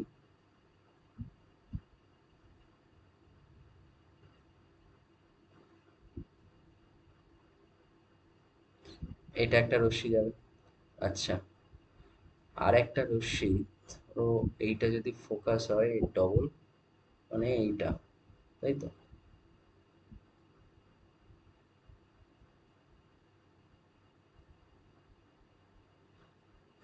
আরেকটা রশ্মি সেই রশ্মিটা গিয়ে এবং centre of radius of curvature, সেই রেডিয়াস অফ কার্ভেচারের মধ্যে দিয়ে যাচ্ছে। আচ্ছা, তাহলে এই দুটো রশ্মিকে যদি আমি এইদিকে জাস্ট বাড়িয়ে দিই, তাহলে আমরা দেখতে পাবো এই রশ্মি দুটো, আচ্ছা, এই রশ্মি দুটো কি পরস্পরের কিন্তু সমান্তরাল নয়? দেখো, যত ডিরেকশন যাচ্ছে, যত দূরত্ব বাড়ছে, এদের মধ্যে ডিস্টেন্সও বাড়ছে। তার মানে কি হচ্ছে জিনিসটা, এদের মধ্যে এরা কখনোই একসাথে মিলবে না। তাহলে আমাদেরকে যে এবং তাহলে এই প্রতিবিম্বটা আমরা কখনোই সৎ হবে না। তাহলে আমরা কি করি, এই দিক থেকে এইদিকে যদি আরেকটু সরলরেখা বরাবর বাড়িয়ে দিতে পারি, তাহলে এই যে পিছনের দিকে একটা প্রতিবিম্ব তৈরি হয়, মানে তৈরি হবে বলে মনে মনে হয়, সেই প্রতিবিম্বটাকে বলা হচ্ছে অসৎ বিম্ব। এই প্রতিবিম্বটা এই রকম জায়গায় থাকে, এটা হচ্ছে এই বস্তুর প্রতিবিম্ব। এখানে দেখো, এই যে প্রতিবিম্বটা অসৎ, প্রতিবিম্ব অসৎ, সমশীর্ষ। আচ্ছা, আরো একটা জিনিস, আগেরগুলো সমস্ত কিছুই দেখো, যে বস্তু কেবলমাত্র বক্রতা কেন্দ্র, সেখানে বস্তু আর তাদের উচ্চতা সমান। আচ্ছা, যদি এখানে থাকতো তাহলে বড় হতো, এখানে বাদবাকি দেখো বস্তুগুলো আকারে ছোট, প্রতিবিম্ব বস্তুর আকারে ছোট, ঠিক আছে? এই ক্ষেত্রে কি হচ্ছে, প্রতিবিম্বের আকার বস্তু থেকে অনেকটাই বড়, সমশিষ্য এবং বিবর্ধিত, ম্যাগনিফাইড। ওকে, তা তাই জন্য অনেক সময় অবতল দর্পণ বিবর্ধনের আকার কাজে ব্যবহার করা হয়। ঠিক আছে, বিবর্ধক কেন ব্যবহার করা হয়? যদি অবতল দর্পণের কোনো একটা অবতল দর্পণে যদি ফোকাসের মধ্যে যদি আমি কোনো বস্তু রাখতে পারি, সেই বস্তুর প্রতিবিম্ব আকারে বড়, অসৎ প্রতিবিম্ব এবং আকারে বড়, বিবর্ধিত সমশীর্ষ প্রতিবিম্ব আমি দেখতে পাই, তাই জন্য এটা দেখা হয়। সিমিলারলি বাদবাকি তোমাদের বইতে মানে উত্তল দর্পণ বা অবতল দর্পণে আরও কিছু উদাহরণ আছে, সব কিছু যেগুলো ইম্পর্টেন্ট সেগুলো আমি করালাম, বাদবাকিগুলো তোমরা বই দেখে ভালো করে প্র্যাকটিস করবে এবং আশা করি পেরে যাবে, তোমরা বুঝতে পারবে। ঠিক আছে, দুটো জিনিস মাথায় রাখবে, যদি এখানে এক এক নম্বর সমান্তরাল রশ্মি হবে, কতগুলো রশ্মি তোমরা দেখবে, দুটো কি তিনটে রশ্মি তোমরা দেখবে ম্যাক্সিমাম। প্রথম একটা রশ্মি হচ্ছে অক্ষ থেকে সমান্তরাল রশ্মি, আর একটা রশ্মি হচ্ছে সেন্টার অফ মাস দিয়ে পাস করবে, সেন্টার অফ মাস বলছি, সেন্টার রেডিয়াস অফ কার্ভেচার বা সেন্টার বক্রতা কেন্দ্রের মধ্যে দিয়ে যাবে। যদি সেটা না যেতে পারে যেমন এই কেসে, তাহলে আরেকটা রশ্মি তুমি দেবে যেটা হচ্ছে দর্পণের কেন্দ্র, সেখান দিয়ে পাস করছে। ঠিক আছে, এটা করলে তোমরা হয়ে যাবে, তোমরা এগুলো সব করতে পারবে। নেক্সট যে জিনিসটা আসে সেটা হচ্ছে বস্তু দূরত্ব, প্রতিবিম্ব দূরত্ব এবং ফোকাস দূরত্বের মধ্যে সম্পর্ক, বা এটাকে বলা হয় মিরারের ইকুয়েশন। ওকে, এটা খুব গুরুত্বপূর্ণ, বোধহয় মিরারের দর্পণের সবচেয়ে গুরুত্বপূর্ণ একটা ইকুয়েশনের মধ্যে এটা পড়ছে। তো এই জিনিসটা যে ডেরিভেশন আসতেই পারে, ঠিক আছে, পরীক্ষায় ডেরিভেশন আসতেই পারে। তাহলে দেখা যাক কিভাবে করা যায়। ধরো এখান দিয়ে আলো এসে পড়ছে পি বিন্দু থেকে, যে যে উদাহরণটা আমরা কিছুক্ষণ আগেই করলাম, পি বিন্দু থেকে আলো এসে পড়ছে এই বিন্দুতে, সমান্তরাল আলোক রশ্মি গুচ্ছ গিয়ে ফোকাসের মধ্যে দিয়ে গিয়ে যাচ্ছে, এবং তার ফলে একটা পি কিউ, এই এই এই কি বলে, প্রতিবিম্ব তৈরি হয়েছে। সি হচ্ছে বক্রতা কেন্দ্র, এ ফোকাস বিন্দু, আচ্ছা, এম ও এম ড্যাশ হচ্ছে প্রতিফলক তল, পি কিউ হচ্ছে বস্তু। ওকে, আচ্ছা, এবার তাহলে আমরা একটা জিনিস দেখতে পারি, ত্রিভুজ, ত্রিভুজ পি কিউ সি, এই ক্ষেত্রে দেখো ত্রিভুজ পি কিউ সি, এই ত্রিভুজটার ক্ষেত্রে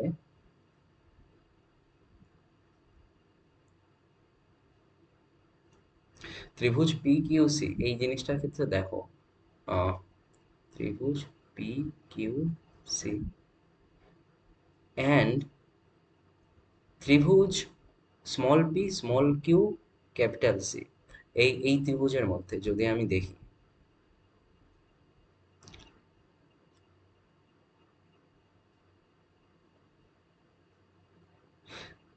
এই ত্রিভুজ দুটো, এই পি কিউ সি আর ক্যাপিটাল পি, এই small P small Q C, এই দুটো ত্রিভুজ পরস্পরের সদৃশ্য, সদৃশ্য ত্রিভুজ। তোমরা সদৃশ্য ত্রিভুজ আশা করি জানো সবাই কি জিনিস, সিমিলার ট্রায়াঙ্গেল। তাহলে সদৃশ্য ত্রিভুজের ক্ষেত্রে আমরা কি লিখতে পারি, একটা জিনিস দেখো, capital P Q by capital C, এটার সমান আমরা লিখতে পারি small P Q by small Q C.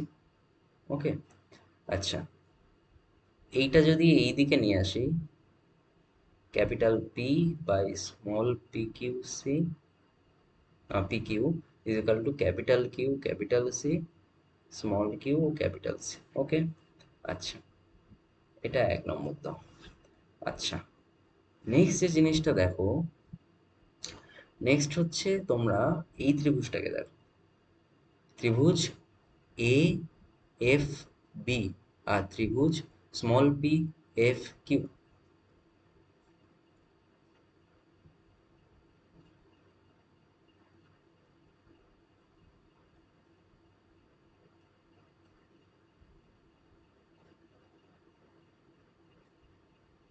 এরাও সদৃশ্য ত্রিভুজ।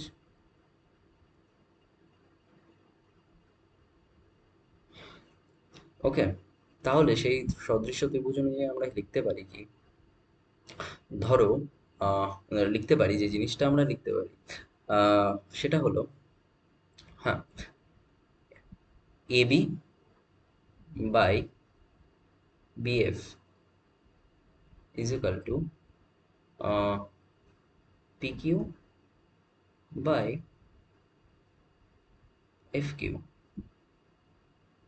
বা আমরা লিখতে পারি AB by small P small Q is equal to BF by F Q. Okay, আচ্ছা, এই জিনিসটা 2 নম্বর দাও। ওকে, এবার এবার একটা জিনিস দেখো, তুমি কি এই জিনিসটা বুঝতে পারছো? দেখো, ক্যাপিটাল পি, আচ্ছা, 1 নম্বর 2 নম্বর দেওয়ার আগে একটা জিনিস দেখো, capital P Q R capital AB, এই দুটো সমান, যেহেতু পরস্পরের সমান্তরাল দুটো, এই রশ্মিটা পরস্পরের সমান্তরাল, প্রধান অক্ষের সাথে সমান্তরাল, তাহলে capital P Q equal to AB, আবার P Q equal to AB, তাই তো? তাহলে আমরা এই জিনিসটাকে লিখতে পারি ক্যাপিটাল পি কিউ, দাঁড়াও,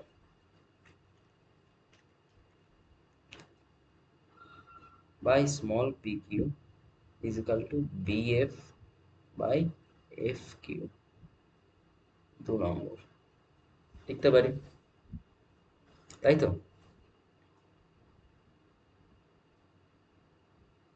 আচ্ছা, নেক্সট হচ্ছে, আচ্ছা, তাহলে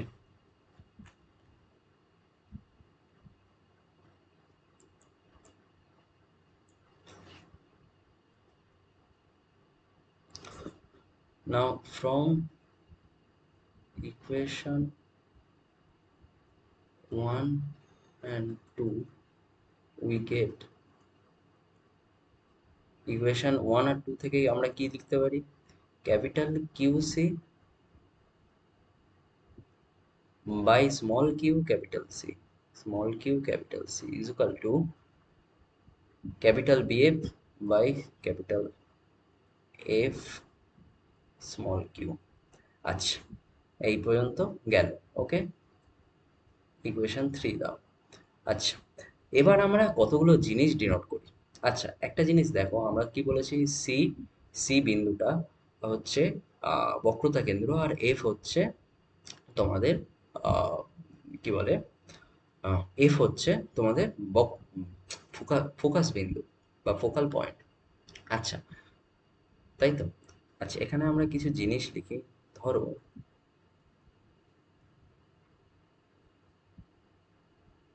আচ্ছা, এখানে তার আগে একটা জিনিস বলে নিই, যদি আমরা আলোর রশ্মির বরাবর যাই তাহলে আমরা সেটাকে পজিটিভ হিসেবে ডিনোট করি, আর আলোর রশ্মি যদি নেগেট মানে উল্টো দিকে যাই তাহলে সেটা আমরা নেগেটিভ হিসেবে ডিনোট করি। তাহলে আমি একটা জিনিস সেখানে লিখতে পারি, আহ,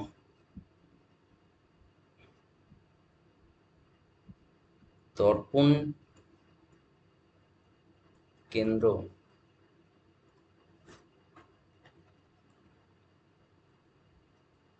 ও বিন্দু থেকে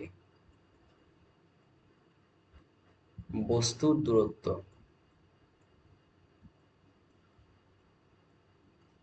কত? দর্পণের কেন্দ্র থেকে বস্তুর দূরত্ব হচ্ছে ও আর ও কিউ, তাই তো? ও কিউ, ও কিউ। আচ্ছা, ও কিউ সমান আমি ধরছি মাইনাস ইউ। কেন মাইনাস ইউ ধরছি? কারণ আমি ও কিউ যে জিনিসটা লিখছি সেই জিনিসটা আমি, দেখো, ও কিউ আলোক রশ্মির উল্টো দিক বরাবর যাচ্ছে, ঠিক আছে, তাই জন্য আমি নেগেটিভ নিচ্ছি। ওকে, মাইনাস ইউ ধরছি। আচ্ছা, ও বিন্দু থেকে, ও থেকে প্রতিবিম্বের দূরত্ব, ও থেকে প্রতিবিম্বের দূরত্ব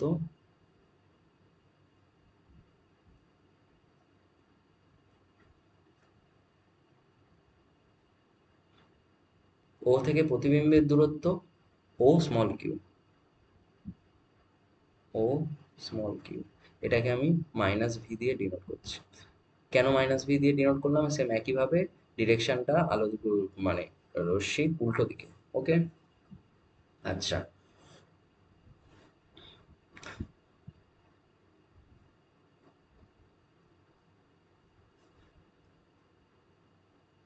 ফোকাস দূরত্ব, সেটা আমরা মাইনাস এফ দিচ্ছি কেন? আচ্ছা দাঁড়া, কি যে করছি আমি। ফোকাস দূরত্ব কত? ফোকাস দূরত্ব হচ্ছে বি ও এফ, তাই তো? ফোকাস দূরত্ব ও এফ, ও এফ, এটাকে আমি মাইনাস এফ দিচ্ছি। সেম একই কারণ, কারণ হচ্ছে আমরা উল্টো দিকে যাচ্ছি বলে। ঠিক আছে, আলোর রশ্মি উল্টো দিকে যাচ্ছে। আচ্ছা, আরো একটা জিনিস এখানে আমরা দেখো, এই যে বিএফ, এই জিনিসটা, এই জিনিসটাকে আমরা ও এফ ও তে লিখতে পারি। কারণ উপাক্ষীয় রশ্মি এবং ক্ষুদ্র উন্মেষযুক্ত দর্পণের ক্ষেত্রে BF is equal to O F লেখা যায়।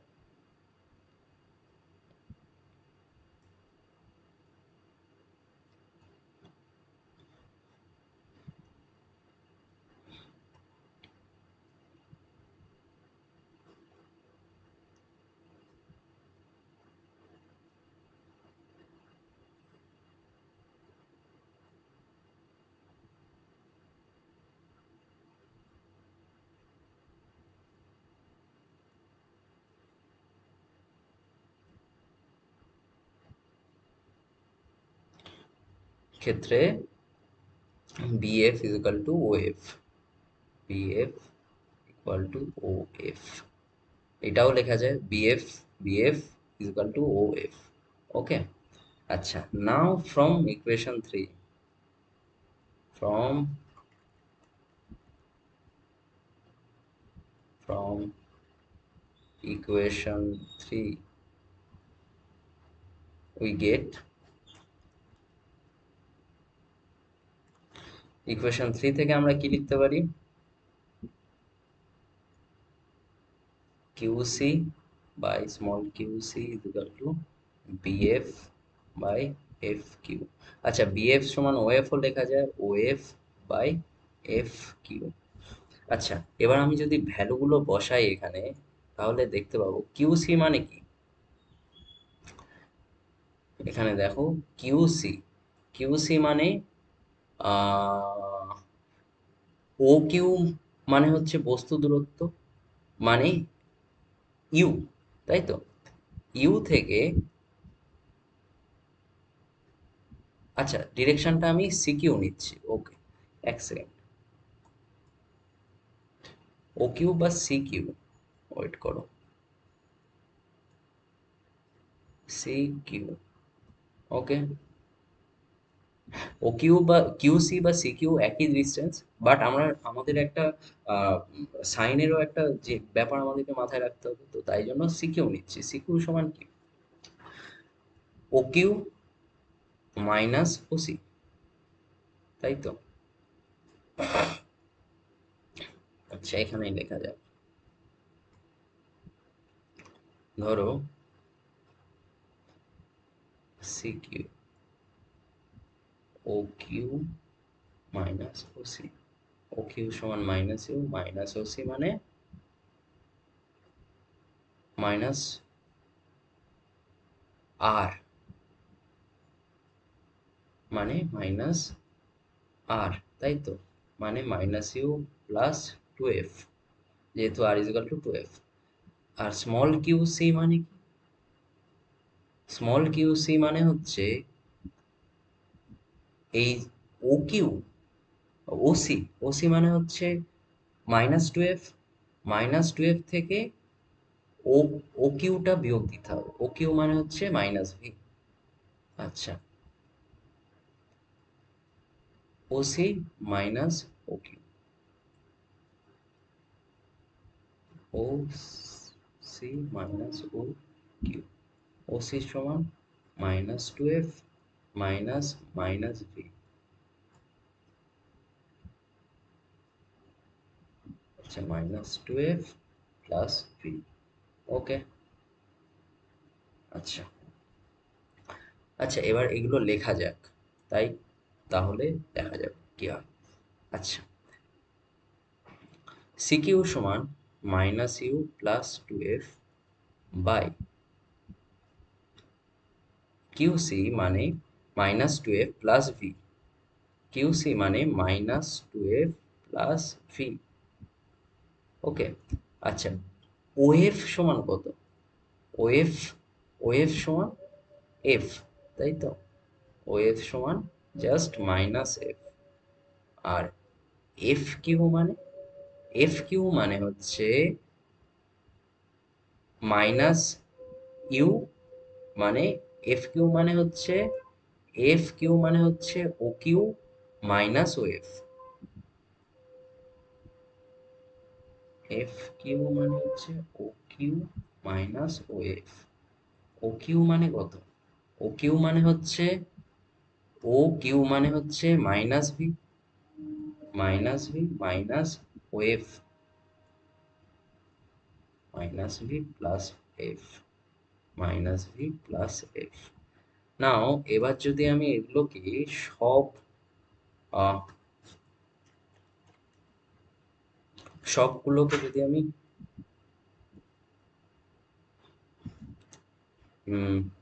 এগুলোকে যদি আমি ক্যালকুলেট করি, তাহলে যে জিনিসটা হবে UV minus two F V plus,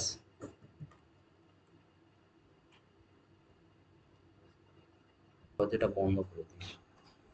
আচ্ছা, নেক্সট হচ্ছে তাহলে কি, U UV minus two F V minus UF minus plus two F square my equal to plus, আচ্ছা, two F square minus F V. Okay, two F square কেটে গেল। আচ্ছা, F V, একটা F V থাকলো।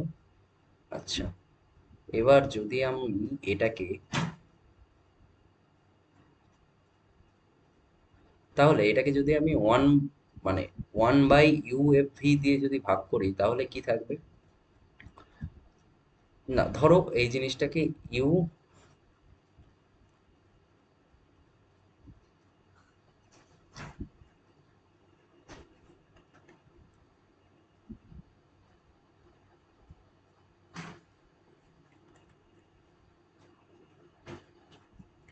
ঠিক আছে, one by F minus one by U minus one by V is equal to zero.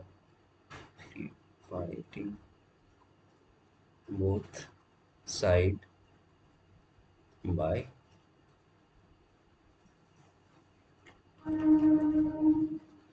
You F V.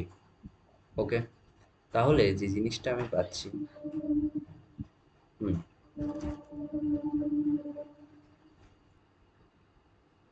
আচ্ছা, ঠিক আছে, তাহলে যে জিনিসটা আমি পাচ্ছি সেটা হলো ওয়ান বাই ইউ, যদি উল্টো দিকে নিয়ে যাই, one by U plus one by V is equal to one by F. এই জিনিসটাই হলো,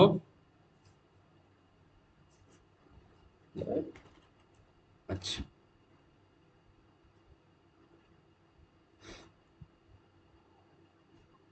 মিরারের ফর্মুলা, যেটা তোমাদের আসতে পারে।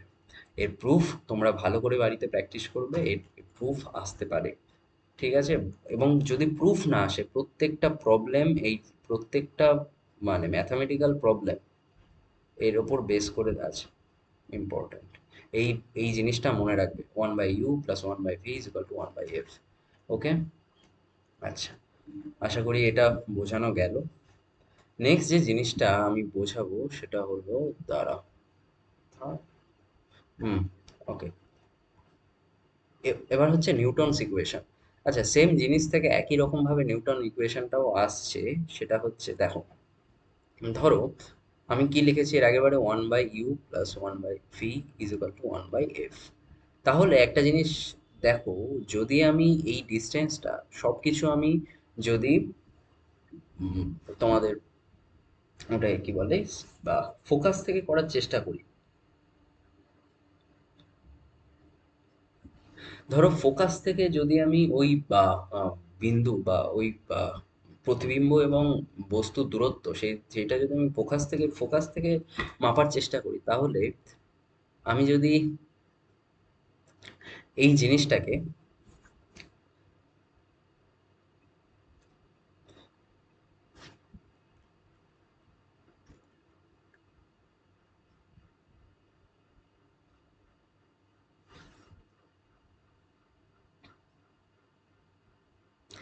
ইউটা যদি আমি ইউ থেকে এফ এর ডিস্টেন্সকে যদি আমি এক্স দিয়ে ডিনোট করি, আর আহ, ভি ভি প্রতিবিম্বের দূরত্ব ফোকাস থেকে, আচ্ছা দাঁড়াও,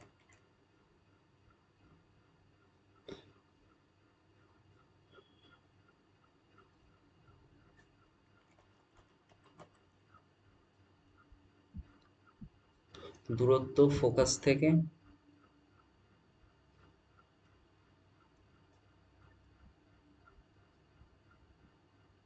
বস্তুর দূরত্ব ফোকাস থেকে কত হচ্ছে দেখো,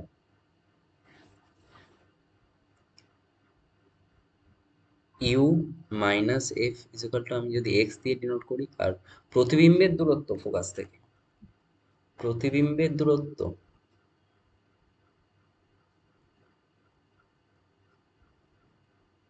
ভি মাইনাস এফ, এইটা যদি আমি ওয়াই দিয়ে ডিনোট করি, তাহলে এই জিনিসটা লেখা যায় 1 বাই ইউ মাইনাস, না ইউ, তাহলে ইউ সমান কি হচ্ছে, X plus F plus 1 by F plus Y is equal to 1 by F, তাই তো? তাহলে এই জিনিসটা যদি আমি ক্যালকুলেট করি, তাহলে যে জিনিসটা বেরোবে, আচ্ছা ক্যালকুলেট করেই দেখা যাক নাকি, এফ প্লাস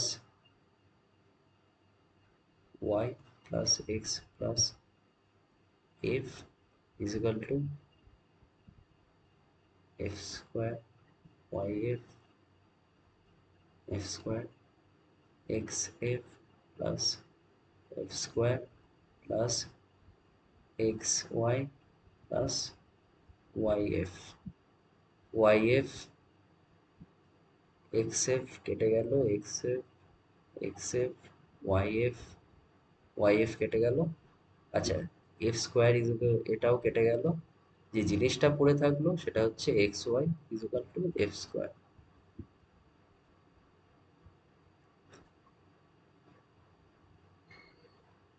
এটা হচ্ছে নিউটনস ল বা ইকুয়েশন, ইকুয়েশন অফ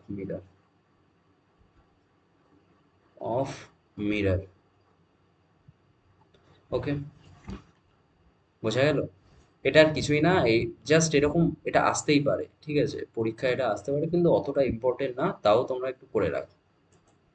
নেক্সট হচ্ছে বিবর্ধন কাকে বলে, প্রতিবিম্বের বিবর্ধন। ধরো কোনো প্রতিবিম্ব যদি আহ বস্তুর, ধর প্রতিবিম্বের বিবর্ধন, সেটাকে এম দিয়ে ডিনোট করা হয়, প্রতিবিম্বের আকার,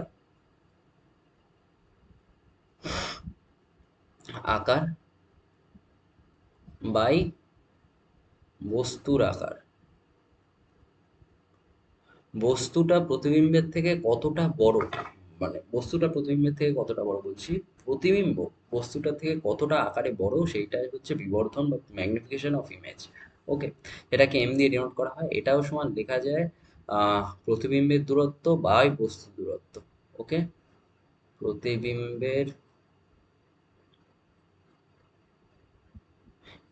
আচ্ছা এটাকে কয়েকভাবে ভাগ করা যায়, আমি এটুকু বলে দিচ্ছি।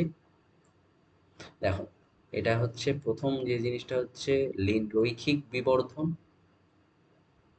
রৈখিক বিবর্ধন বা লিনিয়ার ম্যাগনিফিকেশন।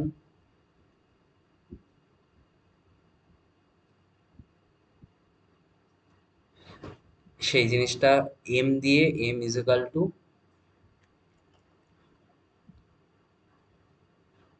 সেটার M is equal to minus V by you.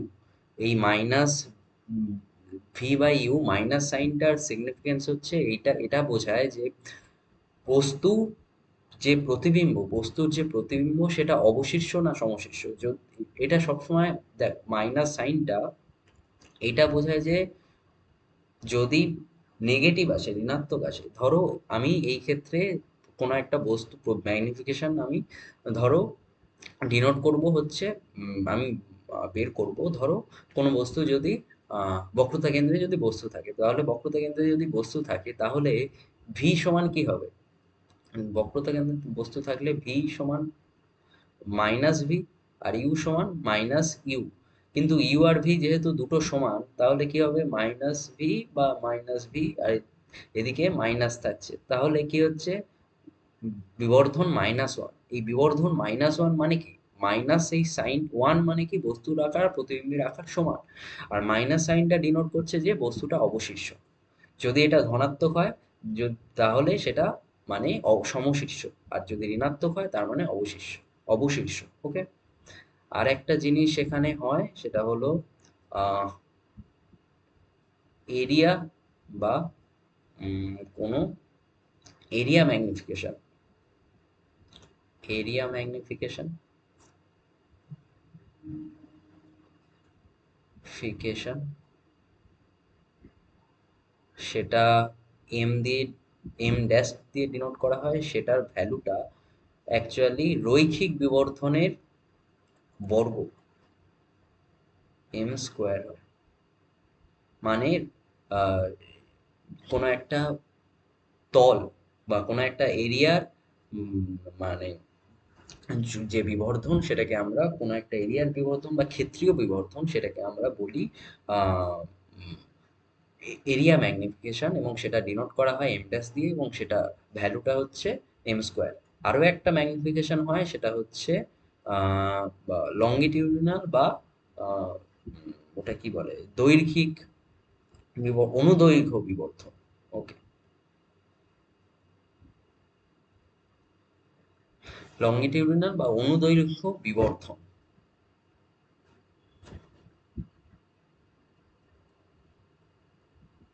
ওকে। সেটা এম ডবল ড্যাশ দিয়ে ডিনোট করা হয়, তার ভ্যালুটা হয় এম স্কোয়ারের সমান। ওকে। নাও এর মধ্যে কেবলমাত্র তোমাদের জন্য সবচেয়ে এইটা গুরুত্বপূর্ণ, এইগুলো এই দুটো না পড়লেও হবে, কিন্তু তাও একবার দেখে রাখবে। ওকে। আচ্ছা, নেক্সট যে জিনিসটা আসছে সেটা হলো আহ গোলীয় অপেরণ। আচ্ছা, সবচেয়ে আগে একটা তোমাদের প্রশ্ন ছিল যে কেন ক্ষুদ্র উন্মেষযুক্ত দর্পণ ব্যবহার করা হয়?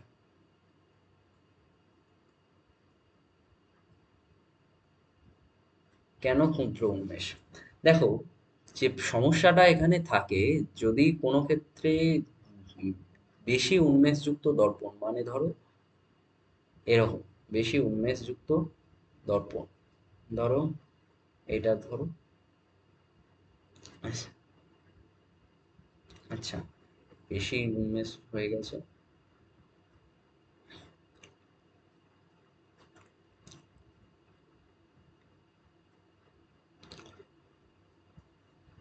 ধরো এইটা সেন্টার, এইটা হচ্ছে অ্যাপার, এইটা অ্যাপারচার, আর এটা অ্যাঙ্গুলার অ্যাপারচার। ওকে। যদি বেশি উন্মেষযুক্ত দর্পণ আমরা থাকে, তাহলে যে জিনিসটা দেখা যায় যে সমান্তরাল আলোক রশ্মিগুচ্ছ এসে একটা পয়েন্টে ফোকাস এর মানে অনেকগুলো পয়েন্টে, ওদের ফোকাস পয়েন্টটা অনেকগুলো পয়েন্টে তৈরি হতে পারে। ওকে। তাই জন্য তাহলে কি দেখা যাচ্ছে, যদি কোনো আমরা এমন একটা দর্পণ আমরা নিই যার উন্মেষ অনেকটা বড়, এমন একটা দর্পণ যার উন্মেষ যদি অনেকটা বড় হয়, তাহলে কি হবে যে সমান্তরাল আলোক রশ্মিগুচ্ছ এসে কোনো একটা নির্দিষ্ট ফোকাসে এসে মিলিত হতে পারে না। মানে এদের ফোকাসগুলো অনেকগুলো ফোকাস থাকতে পারে। এটা একটা ফোকাস, এটা একটা ফোকাস, এটা একটা ফোকাস, এরকম অনেক ফোকাস থাকতে পারে। যদি অনেকগুলো ফোকাস থাকে তাহলে প্রতিবিম্ব সেটা তো আবছা হয়ে যাবে, প্রতিবিম্ব স্পষ্ট হবে না। তো সেই কারণে আমরা ক্ষুদ্র উন্মেষযুক্ত দর্পণ ব্যবহার করি। আর এই যে ঘটনা হচ্ছে তোমার অনেক মানে প্রত্যেকটা ফোকাস মানে অনেকগুলো ফোকাস সৃষ্টি হওয়ার এই ঘটনাকে বলা হয় গোলীয় অপেরণ বা স্ফেরিক্যাল অ্যাবেরেশন। ওকে, এই জিনিসটা থেকে মুক্ত পাওয়ার জন্য বা এই জিনিসটা থেকে বেরোনোর জন্য আমরা অনেক সময় ইলিপ্টিক্যাল মিরর বা উপবৃত্তাকার মিরর বা প্যারাবোলিক মিরর ইউজ করি। ওকে, বৃত্তাকার বা প্যারাবোলিক মিরর, প্যারাবোলিক মিরর আমরা ইউজ করি এই গোলীয় অপেরণ থেকে আমাদেরকে হাত থেকে রক্ষা পাওয়ার জন্য। ওকে, আর তাই জন্য আমাদের প্রত্যেকটা ক্যালকুলেশন হচ্ছে ক্ষুদ্র উন্মেষযুক্ত দর্পণ ব্যবহার করা হয়। ওকে, নেক্সট যে জিনিসটা আছে যে আহ, হ্যাঁ, এবার ইউজ কেস। হ্যাঁ, এই যে উপবৃত্তাকার বা প্যারাবোলিক মিরর ইউজ করা হয় দেখবে গাড়ির হেডলাইটে। সরি, এটা না, এই জিনিসটা ইউজ করা হয় গাড়ির হেডলাইট। ওকে, লাইট অফ কার, গাড়ির হেডলাইটে ইউজ করা হয়। আচ্ছা, এবার তাহলে উত্তল দর্পণের কোনো ব্যবহার কেস আছে? উত্তল দর্পণ ইউজ করা হয় গাড়ির রিভার যে ভিউয়ার, ঠিক আছে, সেইটাতে ব্যবহার করা হয়। কারণ এক্ষেত্রে মানে যে অসৎ বিম্ব তৈরি হবে এবং অসৎ বিম্বের আকার প্রতিবিম্ব মানে বস্তুর আকারের থেকে ছোট এবং ক্ষেত্র, টোটাল যে ক্ষেত্র সেই ক্ষেত্রটা অনেকটা বৃদ্ধি পায়। দেখার যে ক্ষেত্র সেই viewing viewing area of field, সেই জিনিসটা অনেকটা বৃদ্ধি পায়। তাই জন্য আমরা কনভেক্স লেন্স ইউজ করি গাড়ির রিয়ার মিরারের ক্ষেত্রে। কনভেক্স কনভেক্স মিরার ইউজ করা হয়। ঠিক আছে, এরকম কিছু ইউজ কেস আছে যেগুলো তোমরা বই থেকে পড়ে নেবে। আজকের পর্যন্ত এইটুকু থাকলো। আজকের শুধু আমরা হচ্ছে আহ, তোমাদের প্রতিফলনটাই আমরা কমপ্লিট করলাম এবং আশা পরের দিন থেকে আরো একটু বলা মানে আরো জিনিসপত্র একটু বেশি বলবো। তো তোমরা এই ভিডিওটা ভালো করে দেখো এবং এর কোশ্চেনগুলো যে এক্সাম্পল এবং তার কোশ্চেনগুলো খুব ভালো করে প্র্যাকটিস করো। আশা করি তোমাদের কোনো অসুবিধা হবে না। তো দেখা হচ্ছে তোমাদের সাথে পরের ভিডিওতে। Good bye.